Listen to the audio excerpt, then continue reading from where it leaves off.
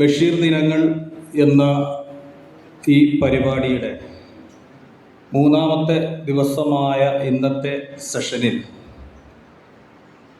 വൈക്കം മുഹമ്മദ് ബഷീർ എന്ന മഹാനായ സാഹിത്യകാരൻ്റെ പുത്രൻ ശ്രീ അനീസ് ബഷീർ തൻ്റെ പിതാവിനെക്കുറിച്ചുള്ള ഓർമ്മകൾ, അദ്ദേഹത്തോടൊത്ത് കിട്ടുന്ന നിമിഷങ്ങൾ, നൽകിയ അനുഭവങ്ങൾ നമ്മളോട് പങ്കുവയ്ക്കുകയാണ്.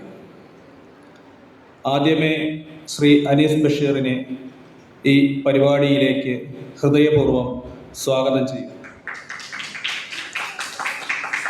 അതോടൊപ്പം ഇവിടെ എത്തിച്ചേർന്നിട്ടുള്ള അധ്യാപകരും അനധ്യാപകരും ഗവേഷകരും വിദ്യാർത്ഥികളും ഉൾപ്പെടെ എല്ലാവരെയും സ്വാഗതം ചെയ്യുകയാണ്.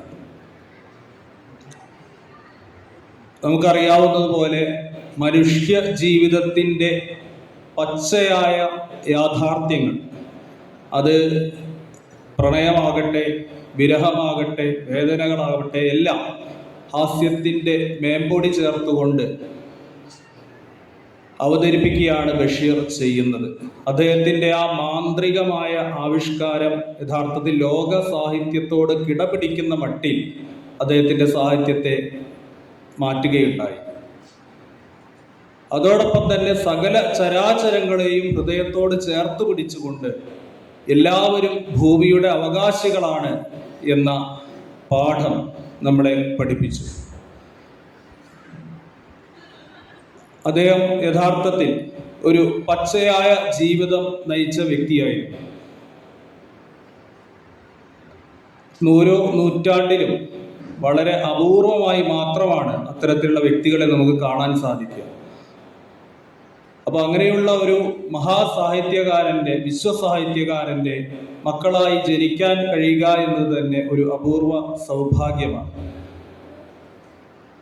അദ്ദേഹത്തോടൊത്ത് കിട്ടുന്ന നിമിഷങ്ങളും വളരെ അപൂർവമായിരിക്കും. അദ്ദേഹത്തെ പോലൊരു വ്യക്തിക്ക് അവരുടെ സൗഹൃദ വലയങ്ങൾ, വീട്ടിൽ നടക്കുന്ന സന്ദർശകർ എത്തുന്ന സമയത്ത് സംവാദങ്ങൾ, ചർച്ചകൾ, തമാശകൾ, പൊട്ടിച്ചിരികൾ, എല്ലാം ബഹളമയമായ ഒരു അന്തരീക്ഷം അവിടെ ഉണ്ടായിരിക്കും. അങ്ങനെയുള്ള ഒരു സാഹചര്യത്തിൽ മക്കളെ സംബന്ധിച്ച് പിതാവിനോടൊത്ത് കിട്ടുന്ന നിമിഷങ്ങൾ അപൂർവമായിരിക്കും എന്ന് കരുതുന്നു. അതുപോലെ തന്നെ ആ അനുഭവങ്ങൾ വിലമതിക്കാനാവാത്തത് കൂടിയായിരിക്കും.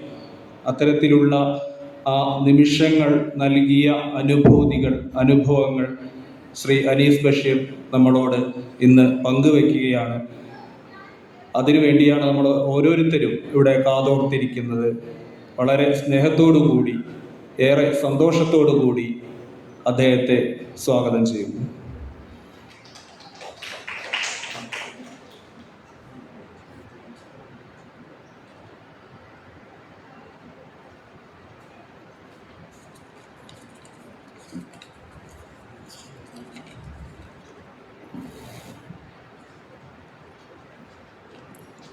ബഹുമാനപ്പെട്ട അധ്യക്ഷൻ മാഷ്, ഈ ഉച്ച സമയത്ത് ഇങ്ങനെ ഒരു സദസ്സിൽ വന്ന് ഇരിക്കാൻ, കോളേജിൽ പഠിച്ച എനിക്കറിയാം വലിയ ബുദ്ധിമുട്ടാണ്. അതിൽ ഗഹനമായ കാര്യങ്ങൾ കേട്ട് കഴിഞ്ഞാൽ ഉറക്കവും വരും. അതുകൊണ്ട് ലളിതമായുള്ള കാര്യങ്ങൾ മാത്രം പറഞ്ഞു പോകാൻ ആഗ്രഹിക്കുകയാണ്. 1908 ജനുവരി 21 വൈക്കം താലൂക്കിലെ തരൂലപ്പറമ്പിൽ മുഹമ്മദ് ബഷീർ എന്ന പേരിൽ ജനിച്ച ആ കുട്ടി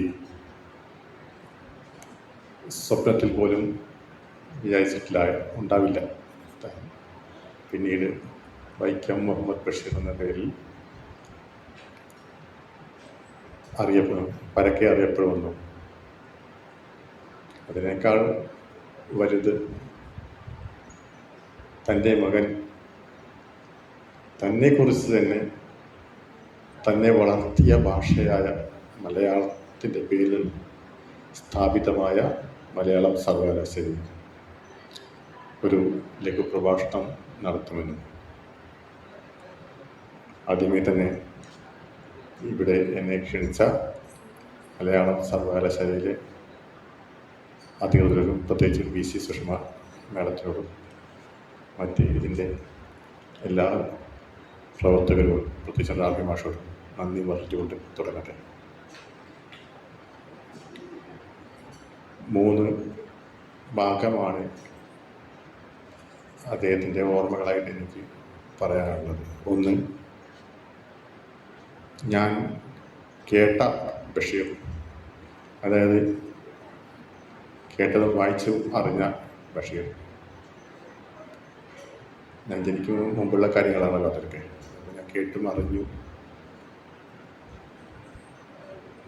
മനസ്സിൽ പതിഞ്ഞ ബഷീർ ഒരു യാഥാസ്ഥിതിക ഇടത്തരം കുടുംബത്തിലാണ് അദ്ദേഹം ജനിച്ചിട്ടുള്ളത്. നിങ്ങൾക്ക് എല്ലാവർക്കും അറിയാം. വായിച്ച് ഞാൻ കൂടുതലായിട്ട് പറയില്ല, കാരണം എന്നേക്കാൾ കൂടുതൽ മലയാളം പഠിക്കുകയും വായിക്കുകയും ഒക്കെ ചെയ്യുന്ന വ്യക്തികൾ എന്ന നിലയിൽ നിങ്ങൾക്കത് നന്നായിട്ട് അറിയാം. പിന്നീട് വീട് ബിസിനസ്സിൽ കച്ചവടം പൊളിഞ്ഞ് ദാരിദ്ര്യത്തിലേക്ക് നീങ്ങി എന്നുള്ളത് ഒരു വസ്തുതയാണ്. യാഥാസ്ഥിതിക കുടുംബത്തിൽ ആണ് അദ്ദേഹം ജനിച്ചതെങ്കിലും ചെറുപ്പത്തിലെ പുരോഗമനാശയങ്ങൾ, പുരോഗമനം എന്ന് പറയുമ്പോൾ എല്ലാവരുടെയും മനസ്സിൽ വരുന്ന ഒരു പ്രധാന ഒരു ചിന്തയുണ്ട്. അത് ഇടതുപക്ഷ ആശയമാണ്. ഇടതുപക്ഷ ആശയം മാത്രമല്ല പുരോഗമനാശയം. വളരെ ചെറുപ്പത്തിൽ തന്നെ സ്വാതന്ത്ര്യ സമര പ്രസ്ഥാനത്തിനോടും മഹാത്മാഗാന്ധിയോടൊക്കെ, അന്നൊന്നും നമ്മളിതുപോലെ പത്രങ്ങളോ TV യോ മറ്റ് മൊബൈൽ സംവിധാനങ്ങളോ ഒന്നുമില്ലാത്ത കാലത്ത് മഹാത്മാഗാന്ധിയെക്കുറിച്ചറിഞ്ഞ്, വൈക്കം സത്യാഗ്രഹത്തിനെക്കുറിച്ചറിഞ്ഞ്, ഗാന്ധിജിയെ കാണണമെന്നുള്ള ആഗ്രഹത്തോടെ ഒരു പയ്യൻ വൈക്കം സത്യാഗ്രഹ പന്തലിലേക്ക് പോകുമായിരുന്നു, ഒരു വിദ്യാർത്ഥി. അങ്ങനെ ഒരു ദിവസം ഗാന്ധിജി വരുന്നുണ്ടെന്നറിഞ്ഞ് ഗാന്ധിജിയെ ഗാന്ധിജിയെ കാണാൻ, തൊടാനുള്ള ആഗ്രഹത്തിൽ അദ്ദേഹത്തിൻ്റെ വാഹനത്തിന് പിറകെ ഓടിയ ആ കൊച്ചു ബഷീർ ഗാന്ധിജിയെ തൊട്ട് വീട്ടിൽ വന്നപ്പോൾ ആ ആവേശത്തിൽ ഉമ്മയോട് പറഞ്ഞു, ഉമ്മ ഞാൻ ഗാന്ധിയെ തൊട്ടു എന്ന്. ഗാന്ധി എന്നല്ല, തൻ്റെ ഒരു വാര അകലത്തുള്ള ആളെപ്പോലും അറിയാത്ത ഒരു പാവം മുസ്ലിം സ്ത്രീ. അവർക്ക് ഗാന്ധി ആരെന്നറിയില്ല. അവർക്ക് ആകെ അറിയുന്നത് പട്ടിണിയാണ്. അവർ ചോദിക്കുന്ന ഒരു ചോദ്യമുണ്ട്, ഗാന്ധി നമ്മുടെ പട്ടിണി മാറ്റുമോ മോനെ എന്നാണ് ചോദിക്കുന്നത്. നമ്മുടെ പട്ടിണി ഗാന്ധിജി മാറ്റുമോ എന്നാണ് ചോദിക്കുന്നത്. അത്രയും ദാരിദ്ര്യത്തിൽ കടന്നുപോയ ഒരു കാലഘട്ടം കേരളത്തിന് ഉണ്ടായിരുന്നു. ഇതൊന്നും നമുക്ക് ഇന്നത്തെ കാലഘട്ടത്തിലെന്ന് പറഞ്ഞാൽ ആർക്കും മനസ്സിലാവാത്തൊരു കാര്യം കൂടിയാണത്. അങ്ങനെ ഒരു കാലഘട്ടത്തിലൂടെ കടന്നുപോയ ബഷീർ 5th ഫോറം വരെ, അതായത് 5th ഫോറം എന്ന് പറഞ്ഞാൽ എനിക്ക് തോന്നുന്നത് 8ാം ക്ലാസ് 10ാം ക്ലാസ് ആണ്. 10ാം ക്ലാസ് താഴെ വരെ മാത്രം വിദ്യാഭ്യാസം മാത്രമേ അദ്ദേഹത്തിന് ലഭിച്ചിട്ടുള്ളൂ. ചെറുപ്പത്തിൽ തന്നെ ഈ സ്വാതന്ത്ര്യ സമര പ്രസ്ഥാനത്തിനോട് താല്പര്യം കാണിച്ചതിനാൽ അധ്യാപകൻ ക്ലാസ്സിൽ നിന്ന് പുറത്താക്കി. സത്യാഗ്രഹ പന്തലിൽ പോകരുത് എന്ന് പലതവണ താക്കീത് ചെയ്തിട്ടും പോയി. അങ്ങനെ സ്കൂളിൽ നിന്ന് പുറത്താക്കിയ ബഷീർ വീട്ടിൽ പ്രശ്നങ്ങളും പ്രയാസങ്ങളും നിറഞ്ഞ വീട്ടിൽ ഉപ്പയോട് പിണങ്ങി നേരെ പോകുന്നത്, പിന്നെ നേരെ വരുന്നത് കോഴിക്കോടേക്കാണ്. പല രീതിയിലും അന്ന് ട്രെയിനൊക്കെ വളരെ കുറച്ച് ദൂരമേ ഉള്ളല്ലോ. എനിക്ക് തോന്നുന്നു തിരൂർ വരെ ഉള്ളൂ ട്രെയിൻ തോന്നുന്നു. തിരൂർ എറണാകുളത്ത് വന്നാലേ തിരൂർ പോകും. അപ്പോൾ എറണാകുളത്തേക്ക് വള്ളത്തിലും മറ്റും വന്ന് പിന്നെ ബസ്സിൽ കയറി തിരൂർ വരെ മറ്റോ ട്രെയിനിൽ വന്നു. അവിടുന്ന് പിന്നെ നടന്ന് പിന്നെ വള്ളം കയറി മറ്റും കോഴിക്കോട് എത്തിയ അദ്ദേഹം അൽ അമീൻ എന്ന ലോഡ്ജ്, അന്ന് സ്വാതന്ത്ര്യ സമര പ്രസ്ഥാനത്തിൻ്റെ കേന്ദ്ര സ്ഥാനമായ അൽ അമീൻ എന്ന ലോഡ്ജ് അന്വേഷിച്ചിരുന്നത് മുഹമ്മദ് അബ്ദുറഹിമാൻ സാഹിബിനെ കാണാനാണ്. 18 വയസ്സ് തികഞ്ഞിട്ടില്ല. മുഹമ്മദ് അബ്ദുറഹ്മാൻ സാഹിബിൻ്റെ കൂടെ അന്ന് സ്വാതന്ത്ര്യ സമരത്തിൽ പങ്കെടുക്കുകയും കോഴിക്കോട് ഉപ്പ് കുറുക്കൽ സമരത്തിൽ പങ്കെടുത്ത അദ്ദേഹത്തെ ബ്രിട്ടീഷ് പോലീസുകാർ വളരെ കഠിനമായി തന്നെ മർദ്ദിച്ചു. പക്ഷേ 18 വയസ്സാകത്തോണ്ട് ജയിലിൽ അടച്ചില്ല, നാട് കടത്തപ്പെട്ടു. പിന്നീട് തുടങ്ങിയ അലച്ചിൽ തിരിച്ച് വീട്ടിൽ എത്തുമ്പോൾ ഉണ്ടായ സംഭവ വികാസങ്ങളാണ് നമ്മൾ പിന്നീട് പാത്തുമ്മയുടെ ആടിൽ വായിക്കുന്നത്.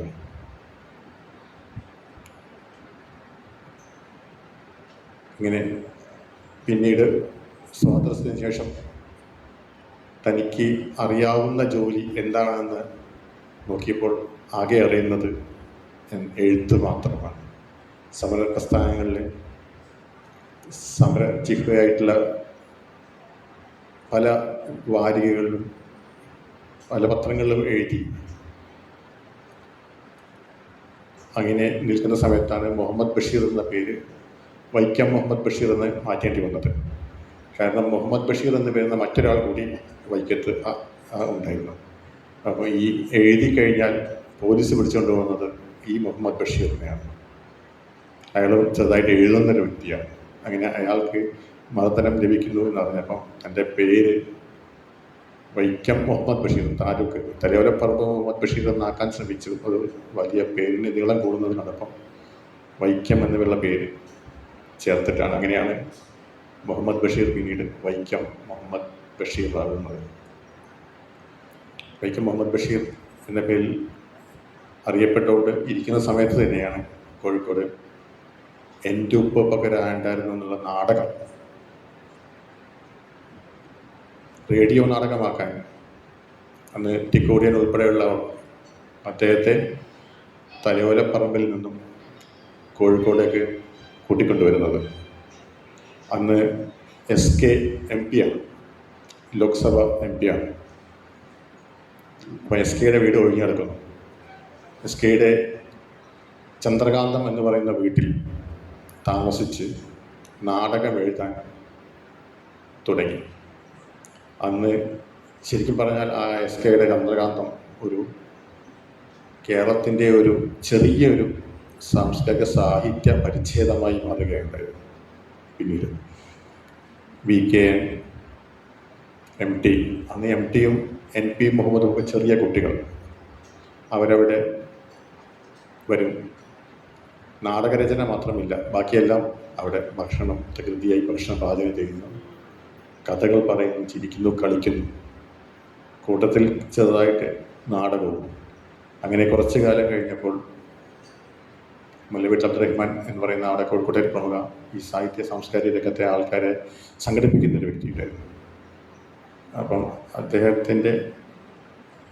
ഇവരോട് പറയുകയാണ്, നമുക്കിനി ബഷീറിനെ തിരിച്ചു വിടണോ, നമുക്കിവിടെ അങ്ങനെ നിർത്താം. അങ്ങനെയാണ് ചെറുവണ്ണൂരിൽ ബേപ്പൂരിനോടടുത്തുള്ള 4 കിലോമീറ്റർ മാത്രം മാറിയില്ല, 3 കിലോമീറ്റർ മാത്രം മാറിയില്ല ചെറുവണ്ണൂരിൽ നിന്നും ഉമ്മ ഫാത്തിമ ബി എന്ന എൻ്റെ ഉമ്മയെ കാണുന്നതും വിവാഹം ഉറപ്പിക്കുന്നതും. ഉമ്മക്ക് ഈ തിരൂരുമായിട്ട് ബന്ധപ്പെട്ട് ഈ തിരൂര് ബട്ടത്ത് പുതിയങ്ങാടിയിലാണ് ഉമ്മച്ചി ടീച്ചേഴ്സ് ട്രെയിനിങ് കോഴ്സ് കഴിഞ്ഞത്. അന്ന് ടീച്ചേഴ്സ് ട്രെയിനിങ് കോഴ്സ് കഴിഞ്ഞിരുന്നെങ്കിലും ഉമ്മച്ചി പിന്നെ ജോലിക്കൊന്നും പോകാനായിട്ട് സമ്മതിച്ചില്ല. അതുകൊണ്ട് ജോലിക്ക് പോയില്ല. ഫാത്തിമ MBC ബാവയുടെ ക്ലാസ്മേറ്റ് ആയിരുന്നു ഉമ്മച്ചി. അങ്ങനെ ഉമ്മച്ചിയെ കല്യാണം കഴിച്ച് തിരിച്ച് തലയോലപ്പറമ്പിലേക്ക് പോവുകയുണ്ടായത്. തലയോലപ്പറമ്പിലേക്ക് പോയി അവിടെ അസ്ഹർ കോട്ടേജ് എന്ന് പറഞ്ഞിട്ടൊരു വീടുണ്ടാക്കി ഒരു 2 വർഷം താമസിച്ചപ്പോഴേക്കും ഉമ്മച്ചിയുടെ ഉപ്പയും ഉമ്മയും മരിച്ചു. പിന്നെ എൻ്റെ ഉമ്മച്ചിയുടെ സഹോദരങ്ങൾ കൂടെ അന്നത്തെ ഒരു ചെറിയൊരു പ്രത്യേക രീതി അനുസരിച്ചിട്ട്, ശരീഅത്ത് നിയമം അനുസരിച്ചിട്ട് ഉപ്പയിരിക്കെ മകൻ മരിച്ചാൽ കുട്ടികൾക്ക് സ്വത്തിനവകാശമില്ല. ഇപ്പോൾ ഉണ്ടോ എന്ന് എനിക്കറിയില്ല. പക്ഷെ അന്നങ്ങനെ ദാരിദ്ര്യമാണല്ലോ അന്നൊക്കെ, കുറച്ച് മാത്രമുള്ളത് ഡിവൈഡ് ചെയ്യാനുള്ളൊരു ബുദ്ധിമുട്ട്. ഉമ്മച്ചി എല്ലാവരെയും ഞങ്ങൾ ബേപ്പൂര് 2 ഏക്കർ സ്ഥലം വാങ്ങി. ആ 2 ഏക്കർ വൈലാലിൽ എന്ന് പറയുന്ന 2 ഏക്കർ വാങ്ങുകയുണ്ടായിരുന്നു. അവിടെയൊക്കെ കൂട്ടിക്കൊണ്ടുവന്നിട്ട് അവിടെയാണ് പിന്നീട് ഉണ്ടായിരുന്നത്. പിന്നീടെല്ലാം ചരിത്രം. വൈലാലിൽ ഹൗസ് എന്ന് പറയുന്ന ആ വീട് ഇന്നൊരു പക്ഷേ എനിക്ക് തോന്നുന്നത് കേരളത്തിൽ ഒരു വീട് സന്ദർശിച്ചവർ എന്ന് പറയുന്ന ഒരു ലോക റെക്കോർഡ് ഉണ്ടെങ്കിൽ അത് വൈലാലിൽ ഹൗസ് തന്നെയാണ്. ലക്ഷക്കണക്കിന് മാത്രം പറഞ്ഞാൽ പോരാ. ഒരു 30 വർഷം കൊണ്ട് ചിലപ്പോൾ 1 കോടിയിലേറെ ആൾക്കാർ സന്ദർശിച്ചൊരു വീട്, പ്രത്യേകിച്ചും യുവജനങ്ങളും വിദ്യാർത്ഥികളും സന്ദർശിച്ചൊരു വീടായി മാറുകയാണ് വൈലാലിൽ ഹൗസ്. ഈ വൈലാലിൽ ഹൗസിൽ അദ്ദേഹം വന്നത് താമസിച്ചു തുടങ്ങിയപ്പോൾ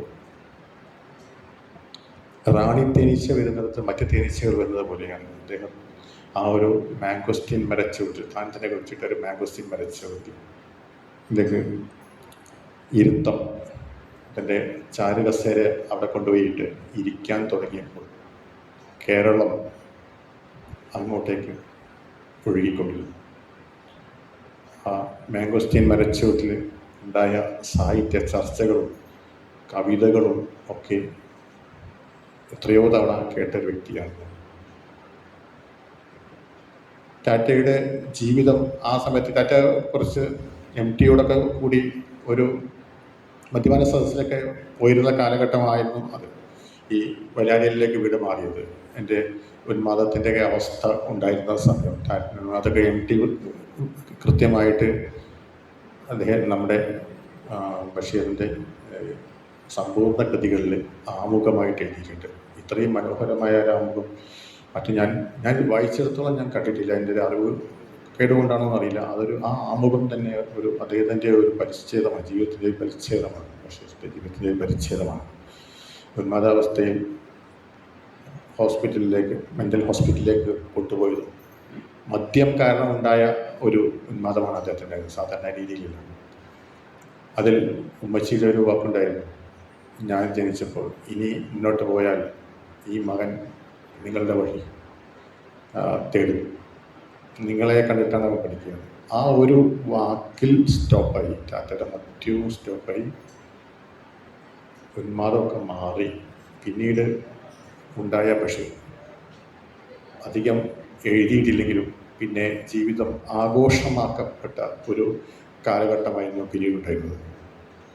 വലിയ വലിയ ചർച്ചകളും ഭക്ഷണസദ്യകളും, ടാറ്റയ്ക്ക് വരുന്നവർക്ക് ഭക്ഷണം കൊടുക്കുക എന്ന് പറഞ്ഞാൽ ഒരു വളരെ ഏറ്റവും സന്തോഷമുള്ള കാര്യമാണ്. ചെറിയ ആഘോഷങ്ങൾ പോലും വലിയ ആഘോഷമാക്കിയിരുന്ന ടാറ്റ. എൻ്റെ പെങ്ങളുടെ മകൻ ഷാഹിനയുടെ മകൻ്റെ 1ാമത്തെ പിറന്നാളിന് പങ്കെടുത്തത് ഇപ്പോഴും കാണാം. ഫോട്ടോ നോക്കിയാൽ കേരളത്തിലത്തെ ഏറ്റവും പ്രഗത്ഭരായ വ്യക്തികൾ സുകുമാർ റൈക്കോട്, SK പൊറ്റക്കാട്, പിന്നെ അന്നത്തെ ആ കാലഘട്ടത്തിൽ കഴിഞ്ഞ ഏറ്റവും പിച്ചക്ക കോഴിക്കോടുള്ള, അങ്ങനെ കോഴിക്കോട് നിന്ന് കിട്ടാവുന്ന ഏറ്റവും കൂടുതൽ ഭാഷ എല്ലാവരും ആ സമയത്തുള്ള ആൾക്കാർ ഒരു പിറന്നാൾ സദ്യക്ക് വന്നിരിക്കുന്ന ഫോട്ടോ, രാജേട്ടൻ്റെ ഫോട്ടോ കാണുമ്പോൾ അറിയാം എങ്ങനെയായിരുന്നു ടാറ്റ സുഹൃത്തുക്കളുമായി ആഘോഷിച്ചിരുന്നതെന്ന്. കുട്ടിയായ എനിക്ക് അന്ന് ആ കാലഘട്ടത്തിൽ ആ സമയത്തൊന്നും എനിക്കധികം സുഹൃത്തുക്കളുണ്ടായിരുന്നു. വളരെ കുറച്ച് സുഹൃത്തുക്കളാണ് എനിക്ക് ഉണ്ടായിരുന്നത്, വളരെ കുറച്ച്. അതിനാൽ എൻ്റെ ഏറ്റവും വലിയ ഒരു ചങ്ങാതിയും ടാറ്റ തന്നെയായിരുന്നു. ചെറിയ കുട്ടിയായ ഞാൻ ടാറ്റയോട് കളിക്കും. ടാറ്റ സമയം കിട്ടുമ്പോഴൊക്കെ എന്നോട് കൂടെ കളിക്കും. പിന്നീട് ഈ സാഹിത്യ സദസ്സുകളും മറ്റും ഏറിയപ്പോൾ എനിക്കും ഒരു കാഴ്ചക്കാരൻ്റെ റോൾ മാത്രമാണ് ഉണ്ടായിരുന്നത്. ടാറ്റ ശ്വാസം മുട്ടൽ കാരണം വളരെ വൈകിയാണ് എഴുന്നേറ്റ് വിടുന്നത്. ഈ വൈകി കുറച്ച് സൂര്യൻ ചൂട് ആയി കഴിഞ്ഞ സമയത്ത് ടാറ്റ എഴുന്നേൽക്കാറുള്ളൂ. ഈ എഴുന്നേറ്റ് കഴിഞ്ഞാൽ പിന്നെ അത് നേരെ മാംഗോസ്റ്റീൻ മരച്ചുവട്ടിലേക്കാണ് പോകുന്നത്. ഞങ്ങൾ അദ്ദേഹത്തിൻ്റെ ആ ചാരുകസേരയും എഴുത്തുപകരണങ്ങളും ഗ്രാമഫോണുമൊക്കെ നേരെ മാംഗോസ്റ്റീൻ മരച്ചുവട്ടിൽ കൊണ്ടുവയ്ക്കും. പിന്നീട് അവിടെ ചർച്ചകളും ടാറ്റ എഴുത്തും ഒക്കെയായി ആ ഒരു മാംഗോസ്റ്റിൻ മരച്ചുവട്ടിലായിരുന്നു കൂടുതൽ സമയം പിന്നെ ടാറ്റ ചിലവഴിക്കുക.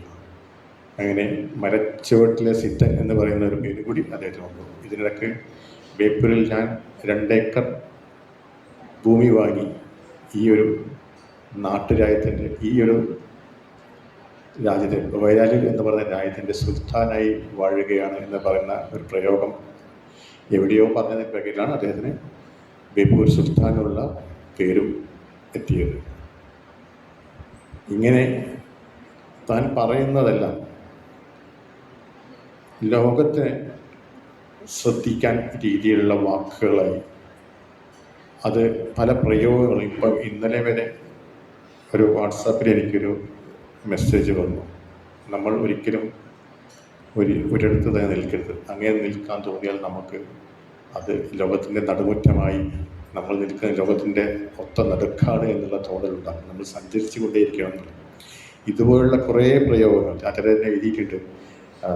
ലോകത്തെ യുദ്ധം നിലയ്ക്കണമെങ്കിൽ എല്ലാവർക്കും നല്ല വരട്ടി ചൊറി വരണം, ആ ചൊറിയുന്നിടത്ത് ആ ചൊറിയുള്ളിടത്ത് ചൊറിയുന്നതിനേക്കാൾ സുഖമുള്ളൊരു കാര്യം ലോകത്ത് മറ്റൊന്നില്ല. ഇതുപോലെ കുറേ പ്രയോഗങ്ങൾ അദ്ദേഹത്തിൻ്റെ തമാശ, ജീവിതത്തിൽ തമാശ വളരെയധികം പറഞ്ഞ് എപ്പോഴും ചിരിക്കാൻ ആഗ്രഹിച്ചിരുന്ന വ്യക്തി വളരെ ഇതുപോലുള്ള ഗൗരവമായ വാക്കുകൾ ഒക്കെ പിന്നീട് വരുമെന്ന് ആലോചിച്ചിട്ടൊന്നും അല്ലാതെ പറയുന്നത്, അങ്ങനെ പറഞ്ഞു പോകുന്നു. പക്ഷെ പിന്നീട് അത് ആപ്തവാക്യങ്ങളായി മാറുന്ന ഒരു കാഴ്ചയാണ് ഞാൻ കണ്ടുവന്നത്. വളരെ ചെറുപ്പത്തിൽ തന്നെ ഈ അദ്ദേഹത്തിൻ്റെ കൂടെ തന്നെ നടക്കുന്ന, അദ്ദേഹത്തിൻ്റെ ഒരു വാലായി നടക്കുന്ന ഒരു കുട്ടിയായിരുന്നു ഞാൻ. സ്കൂളിൽ പോകണമെങ്കിൽ തൊട്ടടുത്തുള്ള സ്കൂളിൽ തന്നെ ചേർത്തി. അപ്പം സ്കൂളിൽ പോകാൻ എനിക്ക് എൻ്റെ കൂട്ടുകാരനെ മിസ്സാവുകയാണല്ലോ ചെയ്യുന്നത്. അപ്പം ഞാൻ പറയും, ടാറ്റ സ്കൂളിൻ്റെ മുൻപിലുള്ള ആ ഒരു കടത്തിനായിട്ട് അവിടെ ഇരിക്കണം. അപ്പോൾ എനിക്ക് ക്ലാസ്സിൽ നിന്ന് കാണുന്ന ദൂരത്തിൽ തന്നെ വേണം ടാറ്റ. അത്രയ്ക്കും എനിക്ക് അത്യാവശ്യമായിരുന്നു ടാറ്റ. അത് ഒഴിവാക്കി കഴിഞ്ഞ് എനിക്ക് മുന്നോട്ടുള്ള ഒരു നീക്കമുണ്ടായിരുന്നില്ല. അതങ്ങനെ ചെറുപ്പത്തിൽ ആ ഒരു അടുപ്പം വന്നു. ആകെ 22 വർഷമേ എനിക്ക് ടാറ്റയുടെ കൂടെ ജീവിക്കാൻ കഴിയുള്ളൂ. ഇപ്പം 30 വർഷം ടാറ്റ ഇല്ലാത്ത കാലത്തുള്ള ജീവിതമാണ്. എന്നാലും ആ 22 വർഷത്തിൽ, അതിന് ഒരു 5 വർഷത്തിന് ശേഷമുള്ള ഓർമ്മകളെ എനിക്ക് ടാറ്റയുമായിട്ടുള്ളൂ. എന്നാലും ആ 17 വർഷത്തെ ആ ഓർമ്മ എന്ന് പറയുന്നത് ജീവിതകാലം മുഴുവൻ മുന്നോട്ട് കൊണ്ടുപോകാൻ തക്കതായ ഓർമ്മകൾ തന്നെയാണ്. ഏത് സാഹിത്യ സദസ്സിലും നഗരത്തിലെ ഏത് സാംസ്കാരിക സമ്മേളനങ്ങളിലും ഞാൻ കൂടെ പോകും. ഈ 6 വയസ്സുകാരന് എന്ത് മനസ്സിലാവാൻ ഇതുപോലുള്ള സദസ്സിൽ ഞാനിരിക്കുന്നത് സദസ്സിലല്ല, വേദിയിലാണ്. വേദിയിൽ ടാറ്റയുടെ കൂടെ ഇരുന്ന്, അന്നൊക്കെ എം വി കൃഷ്ണവാര്യരും മുർക്കത്ത് കുഞ്ഞപ്പ, ടിക്കൊടിയൻ, ESK അങ്ങനെയുള്ള പ്രമുഖരായ ആൾക്കാർ, അഴീക്കോട് ഒക്കെ ഇരിക്കുന്ന വേദിയിൽ ഒരു കസേര എനിക്ക് ഉണ്ടായിരുന്നു. അങ്ങനെ ഒരു വലിയ ഒരു സ്വാതന്ത്ര്യം അനുഭവിച്ചിരുന്ന കുട്ടിയായിരുന്നു ഞാൻ. അത്രയും അങ്ങനെ ഒരു സാംസ്കാരിക സമ്പന്നമായ സ്വാതന്ത്ര്യം, വലിയ ആഗ്രഹങ്ങൾ അന്നും ജീവിതത്തിൽ ഇന്നും ഇല്ല. ടാറ്റയുടെ പോലെ തന്നെ ഒരു ഫക്കീർ സ്റ്റൈലിലുള്ള ജീവിതം. ഇന്നിപ്പോൾ എനിക്ക് കുറേ സൗകര്യങ്ങളുണ്ട്, എനിക്ക് ജോലിയുണ്ട്, പക്ഷേ ഇന്നും ആഡംബരം ജീവിതം നയിക്കാൻ അറിയുന്നില്ല. ടാറ്റയുടെ ആ ഒരു ജീവിതം, ഗാന്ധിജി പറഞ്ഞതുപോലെ എൻ്റെ ജീവിതമാണ് എൻ്റെ സന്ദേശം എന്ന് പറഞ്ഞ പോലെ ടാറ്റ കൃത്യമായിട്ട് എനിക്ക് കാണിച്ചു തന്ന ആ ഒരു ജീവിത രീതി പിന്തുടരുന്നതുകൊണ്ട് പണമുണ്ടെങ്കിലും ഇന്നും എനിക്ക് ആഡംബര ജീവിതം നയിക്കാൻ കഴിയാറില്ല. ശരിക്കും ഗാന്ധിജിയെ അന്ന് തൊട്ട ആ കുട്ടി പിന്നീട് ജീവിച്ചത് ഒരു ഗാന്ധിയൻ ശൈലിയിൽ തന്നെയായിരുന്നു. നമ്മളൊക്കെ ഗാന്ധിജിയെ അർദ്ധനഗ്നനായ ഫക്കീർ എന്നാണല്ലോ വിളിക്കുന്നത്. ടാറ്റയുടെ ഫോട്ടോ നിങ്ങൾ കണ്ടാൽ അറിയാം. പല ഫോട്ടോയിലും ടാറ്റക്ക് ഉടുപ്പ് ഉണ്ടാവില്ല. ദൂരത്തോട്ട് പോകുമ്പോൾ ഒരു ജുബ്ബ എടുത്ത് തോളിടും. ഫോട്ടോഗ്രാഫർമാരെ നിർബന്ധിച്ചാൽ ആ ജുബ്ബ എടുത്ത് ശരീരത്തിലിടും. അങ്ങനെ ഏകദേശം ഒരു അർദ്ധനഗ്നനായ ഫക്കീറായിട്ട് ഞാൻ ടാറ്റയും ഉടനീളം ജീവിതത്തിലൂടെ ജീവിച്ച് പോകുന്നത്. അത് കുറേയൊക്കെ ഞങ്ങളുടെ ജീവിതത്തിനെ ഏറെ സ്വാധീനിക്കുകയും ഉണ്ടായിട്ടുണ്ട്. മുഴുവനായിട്ടും ഒരു ബഷീറാവാൻ കഴിയില്ല. ആ കഴിവ് വേറെ തന്നെ. അത് നമ്മൾ ഈ മലയാളം സർവകലാശാല 4 വർഷത്തെ ഡിഗ്രി പഠിച്ചാൽ നമുക്കൊരു സാഹിത്യകാരനാവാൻ പറ്റുമോ എനിക്കറിയില്ല. പക്ഷേ ജീവിതത്തിലൊരിക്കലും ഒരു ബഷീറാവാൻ കഴിയില്ല. ബഷീറിൻ്റെ അയൽപക്കത്ത് പോലും എത്താൻ പറ്റില്ല എനിക്കറിയാം. എന്നാലും കുറേയൊക്കെ കാര്യങ്ങൾ പിന്തുടരാൻ കഴിയും. കുറേയൊക്കെ ഞാനത് ശ്രമിക്കുന്നുണ്ട്. അങ്ങനെ ഒരു 22 വയസ്സ് വരെ 22 വയസ്സ് കഴിഞ്ഞ സംഭവ ബഹുലം തന്നെയാണ്. 15-ാം വയസ്സിൽ അദ്ദേഹത്തിൻ്റെ കൃതികൾ ഞാൻ ഏകദേശം 8 വയസ്സ് തുടങ്ങി വായനയിലേക്ക് ടാറ്റ എന്നെ വഴി പിടിച്ച് കൊണ്ടുവന്നിട്ടുണ്ട്. അദ്ദേഹത്തിൻ്റെ തന്നെ കൃതികൾ പലതും വായിച്ചാണ് ഞാൻ തുടങ്ങിയത്. പിന്നീട് ടാറ്റ എനിക്ക് കുറച്ച് മറ്റ് സാഹിത്യകാരന്മാരുടെ കൃതികളും ചെറിയ കൃതികളൊക്കെ തരും. നീ അതൊന്ന് വായിച്ചു നോക്കുന്നുണ്ട്.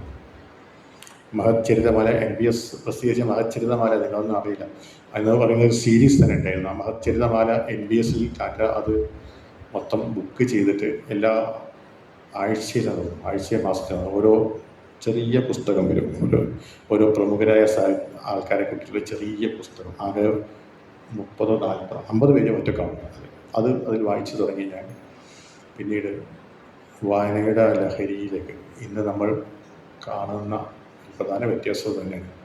ഇന്ന് നമുക്ക് ലഹരി എന്നാൽ MDMAയും കഞ്ചാവും മറ്റ് സിന്തറ്റിക് ഡ്രഗ്സും ആണ്.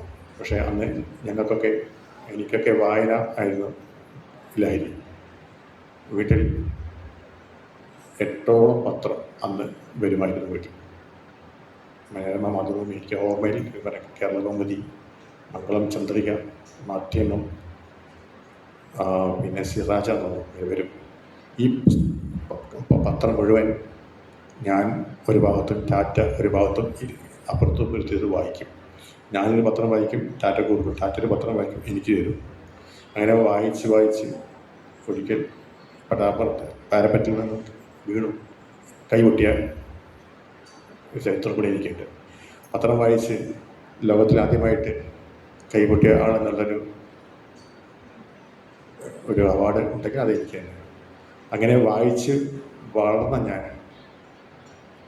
ടാറ്റയുടെ പുസ്തകങ്ങളല്ലാതെ മറ്റ് പുസ്തകങ്ങൾ വായിച്ചു തുടങ്ങിയപ്പോൾ തോന്നി ഈ ടാറ്റ എഴുതുന്നത് അന്ന് ഈ പൈങ്കിളി സാഹിത്യം എന്ന് പറയുന്ന ഒരു ഒരു വേർതിരിവ് ഉണ്ടാക്കി വരുന്നൊരു കാലഘട്ടം. എടുത്തുവർക്കിയൊക്കെ പൈങ്കിളി സാഹിത്യകാരന്മാരാണ്, മറ്റ് ശരിക്കുള്ള സാഹിത്യകാരന്മാർ ഇന്ന ആൾക്കാരാണെന്നുള്ളൊരു വേർതിരിവ്, പൈങ്കിളി സാഹിത്യം യഥാർത്ഥ സാഹിത്യം എന്ന് പറയുന്നൊരു വേർതിരിവ് ഉണ്ടാകുന്ന ഒരു കാലഘട്ടം ആയിരുന്നു.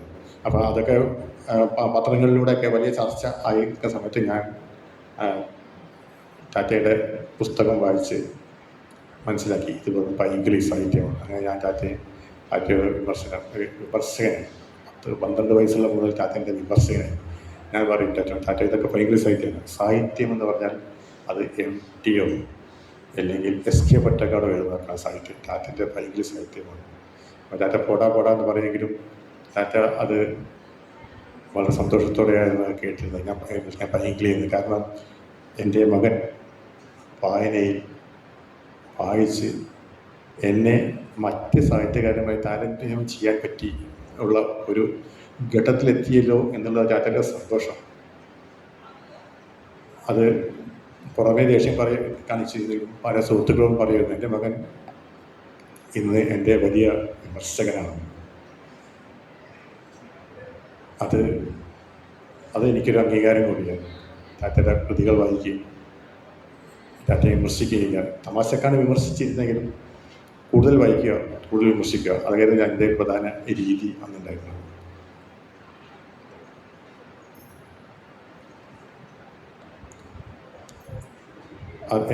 അതൊക്കെ പിന്നീട് അതായത് ടാറ്റയുടെ കൃതികൾ മുന്നോട്ടുള്ള വായനയിൽ ആണ് ഞാൻ മനസ്സിലാക്കുന്നത്. ഇതിൽ ഒരു റിവേഴ്സ് വായന കൂടി ഉണ്ട്. ആനവാരിയും പൊൻകുരിശും എന്ന് പറയുന്ന കഥ ഞാൻ വായിച്ചത് കൊച്ചുകുട്ടികളുടെ കഥയായിട്ടാണ്. പക്ഷേ അതിലൊരു എൻ്റെ വരികൾക്കിടയിലൂടെ തിരിച്ച് വായിച്ചാൽ അത് അന്നത്തെ കാലത്തെ ഏറ്റവും നല്ല ഒരു സാഹിത്യരസമാണ്, രാഷ്ട്രീയ വിമർശന കൃതിയായിട്ട് നമുക്ക് മനസ്സിലാക്കാം. അതിൽ സ്ഥലത്തെ പ്രധാന എതിരൻ എന്ന് പറയുന്ന ചത്തങ്കേരി മനക്കൽ ശങ്കരൻ എന്ന ഒരുപാട്, അത് പിന്നീട് അത് EMS നമ്പൂതിരിപ്പാടാണെന്ന് തന്നെയാണ് മനസ്സിലാക്കുന്നത്. സത്യപ്രധാനത്തിൽ EMSന് ഒരു സ്വഭാവം ഉണ്ടായിരുന്നു, എന്ത് പറഞ്ഞാലും എതിർക്കും. താത്വികമായിട്ട് അത് പുള്ളിയുടെ രീതിയിലേക്ക് മാറ്റിയിട്ടുണ്ട്. തെറ്റാണെന്ന് അറിഞ്ഞാലും EMS അത് താത്വികമായിട്ട് അത് ശരിയാക്കി മാറ്റുന്നത്. മുഴയൻ നാണു P. ഗോവിന്ദപിള്ള. അപ്പോൾ അത് തിരിച്ചു വായിച്ചാൽ അതൊരു സാഹിത്യകൃതിയായി. അപ്പം ഈ ആനവാരിയും പരികുരിച്ച് സ്ഥലത്തെ പ്രധാന ദിവ്യങ്ങളുള്ള കൃതികളൊക്കെ നമ്മൾ ആദ്യം വായിച്ചു പോകുന്നത് ഒന്നുകൂടി വായിക്കുക, തിരിച്ച് വായിച്ചാൽ അത് 10 വയസ്സുകാരൻ വായിക്കുന്ന രീതി അല്ല ഒരു 20 വയസ്സുകാരൻ വായിക്കുന്നത്, അതല്ല ഒരു 50 വയസ്സുകാരൻ വായിക്കുന്നത്, അതല്ല ഒരു 75 വയസ്സുകാരൻ വായിക്കുന്നത്. അങ്ങനെ ബഷീർ കൃതികൾക്ക് പല മാനങ്ങൾ വരുന്നത്. അതൊക്കെ പിന്നീട് കോളേജിൽ കോളേജിൽ +2 വരെ മാത്രമേ, പ്രീ ഡിഗ്രി വരെ മാത്രമേ ഞാൻ പ്രീ ഡിഗ്രി മലയാളം പഠിച്ചിട്ടുള്ളൂ. എന്നിരുന്നാലും വായിച്ച് വന്നപ്പോൾ പല സുഹൃത്തുക്കളും, നന്നായി ഗൗരവമായിട്ട് വായിക്കുന്ന പല സുഹൃത്തുക്കളായിട്ട് ചർച്ച വന്നപ്പോഴാണ് മനസ്സിലാക്കുന്നത് ഇതിന് ഇങ്ങനെയും ഒരു മാനം ഉണ്ടെന്ന്. പ്രീ ഡിഗ്രിയോടുകൂടി ഞാൻ മലയാളം പഠനം നിന്നും പിന്നെ ബിടെക്കിലേക്കാണ് പോയത്. അത് കാരണം വായനയുടെ ഗൗരവം പ്രീ ഡിഗ്രിയോട് കഴിച്ചു എന്ന് പറയാം. പിന്നീട് കിട്ടുന്ന പുസ്തകങ്ങളൊക്കെ വായിക്കുക എന്നല്ലാതെ അങ്ങനെ ഗൗരവത്തിലൊരു വായനയും ചർച്ചയോ അങ്ങനെയൊന്നും പിന്നീട് ഉണ്ടായിട്ടില്ല. പിന്നീട് ഇപ്പോൾ കുറച്ച് കാലമായിട്ടുള്ളൂ ഇങ്ങനെ പ്രസംഗത്തിനൊക്കെ പോകുമ്പോൾ ചില വിഷയങ്ങൾ കേന്ദ്രീകരിച്ചിട്ടുള്ള വായനകളും ഒക്കെ വന്നിട്ടുണ്ട്. അതിൽ ഭൂരിഭാഗം എനിക്ക് കിട്ടുന്നത് ഈ ബഷീർ തന്നെയാണ്. ബഷീർ പറയാൻ ഞാനായിരിക്കും ഏറ്റവും ഞാൻ ഇന്ന് ചോദിച്ചു, എനിക്കിതിൽ എന്നേക്കാൾ വളരെ നന്നായിട്ട് ബഷീറിനെ പറ്റി അറിയുന്ന ആൾക്കാർ ഇവിടെ കുറേ ഉണ്ട്. അപ്പം ബഷീറിനെ പറ്റി അറിയുന്നതും വായിക്കുന്നതൊക്കെ ഉള്ള ആൾക്കാരാണ് ഈ 5 ദിവസം ഞാൻ നോക്കിയപ്പോൾ വരുന്നത്. അപ്പം എൻ്റെ ഒരു റോൾ എന്താണെന്ന് ചോദിച്ചപ്പോൾ ഞാൻ തന്നെ പറഞ്ഞു, അതെല്ലാം ഞാൻ പറയാം, അദ്ദേഹത്തോട്ടുള്ള ജീവിതം പറയാം. ഒരു പാലക്കാട് ബിടെക് പഠിക്കുന്ന കാലത്ത് എന്നെ ടാറ്റ ബിടെക് NSS എഞ്ചിനീയറിംഗ് കോളേജിൽ കൊണ്ടാക്കുന്നത് തന്നെ DC ബുക്സിൻ്റെ പാലക്കാട് ശാഖ തലേന്ന് DC പറഞ്ഞു പാലക്കാട് ശാഖ ഉദ്ഘാടനം ചെയ്യണം, ബഷീർ വരണം. ടാറ്റ പറഞ്ഞു എന്നാൽ ഒരു കാര്യം ചെയ്യും, ശാഖ ഉദ്ഘാടനം ഇന്ന ദിവസം. DC സമ്മതിച്ചു, ശരി പാലക്കാട് ശാഖ ഉദ്ഘാടനം ഇന്ന ദിവസം. അന്ന് DC കാറുമായി വന്നു. ആ വാഹനത്തിൽ ഞങ്ങളെല്ലാവരും കയറി പോയി പാലക്കാട് NSS എഞ്ചിനീയറിംഗ് കോളേജിൽ. പിറ്റേന്ന് എനിക്ക് ക്ലാസ് തുടങ്ങും. അപ്പോൾ ഞാൻ തലേന്ന് DC ബുക്സിൻ്റെ ഉദ്ഘാടനത്തിന് പോയ അദ്ദേഹം ഞാനും ടാറ്റയും പിന്നെ DC കഴിക്കാൻ പോയി.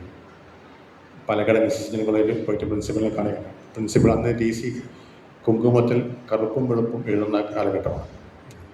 DC ടാറ്റയും പ്രിൻസിപ്പളിൻ്റെ റൂമിൽ നേരെ കയറുകയാണ്. പ്രിൻസിപ്പൾ സോമശേഖരൻ, അദ്ദേഹം നല്ല വായനക്കാരനാണ്. അപ്പം ടാറ്റയെ മനസ്സിലാകും, പക്ഷേ DCയെ മനസ്സിലാക്കുമെന്ന് വിചാരിച്ചില്ല. DCയുടെ കറുപ്പും വെളുപ്പും വായിച്ച് അതിന് ആരാധകൻ കൂടിയായിരുന്നു അദ്ദേഹം. അങ്ങനെ ആ ഒരു യാത്ര പോലും, കോളേജിലേക്കുള്ള യാത്ര പോലും ഒരു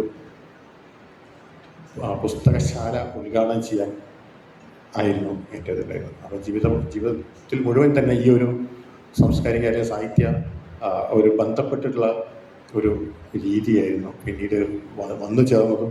അന്ന് ടാറ്റ മരിക്കുന്നത് വരെ എനിക്ക് ഉണ്ടായിരുന്നു. വളരെ കുറച്ച് സമയം മാത്രമേ എനിക്കും ടാറ്റയോടൊക്കെ ചിലവഴിക്കാൻ കഴിഞ്ഞിട്ടുള്ളൂ. സൗരപ്രസംഗം പറഞ്ഞ പോലെ വലിയ സദസ്സുകൾ, സാഹിത്യ സദസ്സൊക്കെ നടക്കുമ്പോൾ ഒരു പേന വേണം അല്ലെങ്കിൽ പെൻസിൽ വേണമെന്ന് പറയണമെങ്കിൽ ഞാൻ കുറേ നേരം കാത്തു നിൽക്കും, അങ്ങനെ പറയാൻ പറ്റില്ല. അപ്പോൾ ഇങ്ങനെ ചർച്ചകൾ നടക്കുന്ന സമയത്ത് ഒരു ഗ്യാപ്പ് അല്ലെങ്കിൽ സംസാരത്തിനൊക്കെ എനിക്കൊരു പെൻസിൽ വേണം. അപ്പോൾ വലിയ ചർച്ചകൾ നടക്കില്ല. അപ്പം ഈ ചേകന്നൂർ മൗലവിയൊക്കെ വന്ന് അവിടെ ഭയങ്കര ചർച്ചയും അത് വളരെ ചൂട് പിടിച്ച ചർച്ചകൾ നടക്കുന്ന സമയത്ത് ഞാൻ ഈ ഒരു ആശയമായിട്ട് പറഞ്ഞു വരും.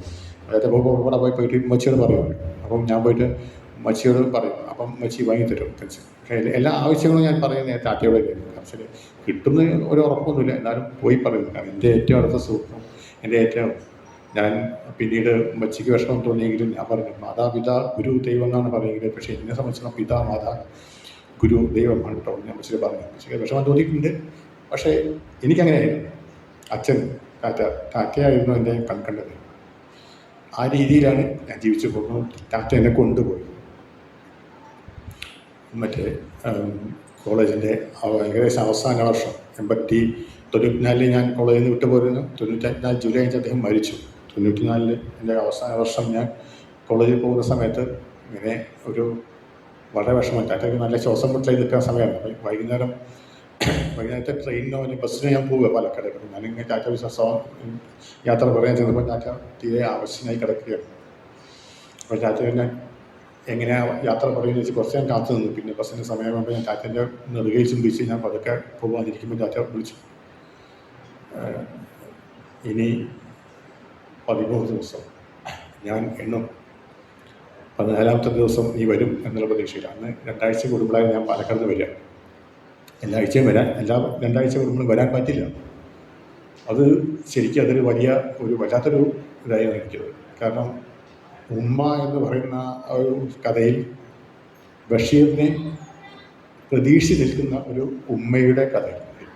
അദ്ദേഹം എന്ന് വരുമെന്ന് അറിയില്ല, എവിടെ പോയെന്നറിയില്ല. അന്നൊന്നും യാതൊരുവിധ ഈ മാർഗങ്ങളില്ലല്ലോ, നമുക്ക് അറിയാനോ പോകണോ മറ്റു യാതൊരുവിധ മാർഗങ്ങളില്ല. അപ്പോൾ എന്നും ഈ ഉമ്മ എന്ന് പറയുന്ന കഥാപാത്രം രാത്രി ഒരു വിളക്ക് വെച്ച് ഭക്ഷണം പാചകം ചെയ്ത് അടച്ച് വെച്ച് ഇരിക്കും, ഏതെങ്കിലും ദിവസം വരുമെന്ന്. അപ്പം ഒരിക്കൽ അദ്ദേഹം വന്നു രാത്രി. അപ്പം വന്നപ്പോൾ പറഞ്ഞു, മോൻ കൈകാലുകൾ കഴുകി ഭക്ഷണം കഴിക്കും. ടാറ്റ ചോദിക്കുന്നൊരു ചോദ്യമുണ്ട്, ഞാൻ ഇന്ന് വരുമെന്ന് എങ്ങനെ അറിയാമെന്ന്. അപ്പോൾ ഉമ്മ പറയുന്നുണ്ട്, ഇന്നല്ല എന്നും വരുമെന്ന് ഞാൻ പ്രതീക്ഷിക്കും. എന്നും ഒരു ചോറ് ഞാൻ മാറ്റി വെക്കും, ഒരു മണ്ണെണ്ണ വിളക്ക് കത്തിച്ച് പതിരാവോളം ഞാൻ നിന്നെ കാത്തിരിക്കും. ആ ഒരു സന്ദർഭമാണ് ആ സ്ഥാനത്ത് ടാറ്റ എല്ലാ ആഴ്ചയും വരും എന്നുള്ള ടാറ്റയ്ക്ക് പ്രതീക്ഷയിൽ ടാറ്റ എല്ലാ വെള്ളിയാഴ്ചയും രാത്രികളിൽ വീടിൻ്റെ ഉമ്മറത്തറയിൽ നിൽക്കുന്ന ടാറ്റ, എൻ്റെ സുഹൃത്ത് പ്രതിവിനൊക്കെ അറിയാം, ടാറ്റ അവിടെ കാത്തിരിക്കും. എല്ലാ വെള്ളിയാഴ്ചയും രാത്രി ഒരു എക്സിക്യൂട്ടീവ് എക്സ്പ്രസ് എന്ന് പറയുന്ന ട്രെയിനുണ്ട്. അത് വരുന്ന സമയം 9:15 കോഴിക്കോട് എത്തുന്ന സമയം. ആ ട്രെയിൻ പോകുന്നത് അന്നൊന്നും അധികം വാഹനങ്ങളില്ലാത്തതുകൊണ്ട് കൃത്യമായിട്ട് ഞങ്ങൾ വീട്ടിൽ കേൾക്കാം ആ ട്രെയിൻ പോകുന്ന ശബ്ദം. ടാറ്റ ട്രെയിൻ പോകുന്ന ശബ്ദം അത് കഴിഞ്ഞാൽ അരമണിക്കൂർ കഴിഞ്ഞാൽ ഞാൻ വീട്ടിലെത്തേണ്ടതാണ്. ടാറ്റ കാത്തിരിക്കും 1/2 മണിക്കൂർ, 1 മണിക്കൂർ, 2 മണിക്കൂർ, ചിലപ്പോൾ 3 മണിക്കൂറോളം കാത്തിരുന്നൊരു 10:30, 11 മണിയാകുമ്പോൾ ടാറ്റ വാതിലടച്ച് കിടക്കാൻ പോകാറുണ്ട്. 2ാമത്തെ ആഴ്ച ടാറ്റ കൃത്യമായിട്ട് നോക്കി കേൾക്കും ഞാൻ വരുമെന്ന്. ആ ഒരു കാഴ്ച ഇപ്പോഴും കൃത്യമായ മനസ്സിൽ ഓർമ്മയുണ്ട്.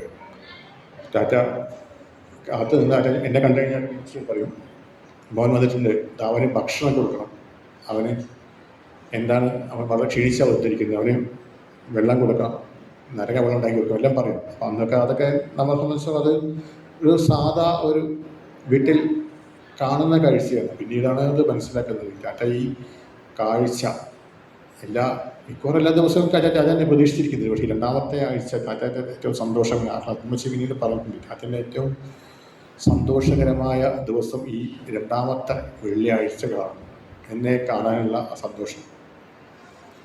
ജീവിതത്തിലെ അവസാന നിമിഷവും ഇങ്ങനെ തന്നെയായിരുന്നു.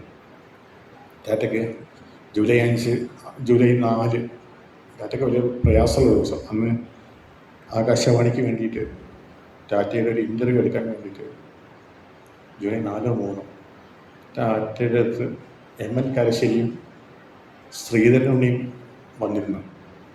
അന്ന് ടാറ്റയോട് ചോദിച്ചൊരു ചോദ്യം, ജീവിതത്തിൽ ഏറ്റവും സന്തോഷകരവും ദുഃഖവും നിറഞ്ഞ 2 നിമിഷങ്ങൾ പറയാൻ താങ്കൾക്ക് പറ്റുമോ എന്ന് ചോദിച്ചു. ടാറ്റ ഏറെയൊന്നും ആലോചിച്ചില്ല. ജീവിതത്തിൽ ഏറ്റവും ദുഃഖകരമായ നിമിഷം പറഞ്ഞത് എൻ്റെ ഏടത്തി ഷാഹിനയുടെ ഭർത്താവ് മരണപ്പെട്ടു 1990. അപ്പോൾ ഏകദേശം ജീവിതത്തിന് സായാഹ്നത്തിലെത്തി നിൽക്കുന്ന ടാറ്റയ്ക്ക് ഇനി എൻ്റെ മകളെ എന്ത് ചെയ്യും, ആര് നോക്കുമെന്നുള്ളൊരു വേവലാതി ഉണ്ടായിരുന്നു. അതാണ് ടാറ്റ പറഞ്ഞ ജീവിതത്തിൽ ഏറ്റവും ദുഃഖകരമായ ഒരു നിമിഷം.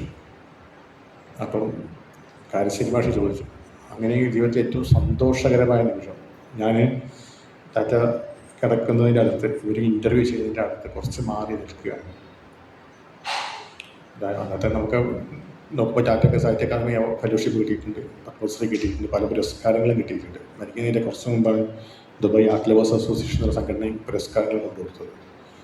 അതിലേതെങ്കിലും ഒരു സന്ദർഭം പറയുമെന്ന് പ്രതീക്ഷിച്ച് നിൽക്കുന്ന ഞാൻ കേട്ട ചാറ്റ പറഞ്ഞൊരു വാക്ക്, എൻ്റെ മകൻ അനീസ് ബഷീർ വളരെ ചെറുപ്പത്തിൽ, ഞാൻ അക്കാദമിയിലെ മീറ്റിംഗ് കഴിഞ്ഞ് വരുന്ന സമയമാണ്, 1.5 വയസ്സുള്ള കുട്ടി പനിച്ച്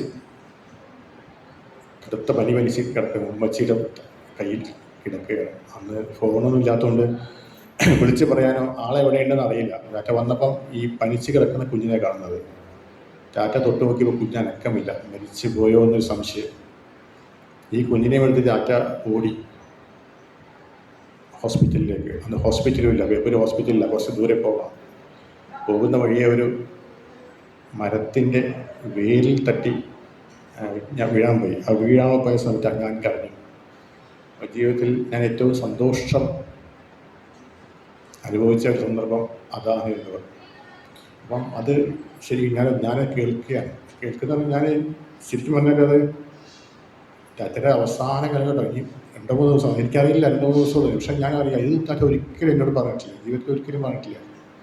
ഇങ്ങനെ കുട്ടികളെ സ്നേഹിക്കാം, അത് പറയണം എനിക്ക് അധികം തോന്നിയിട്ടുണ്ടാവില്ല ഒരു തരത്തിലും.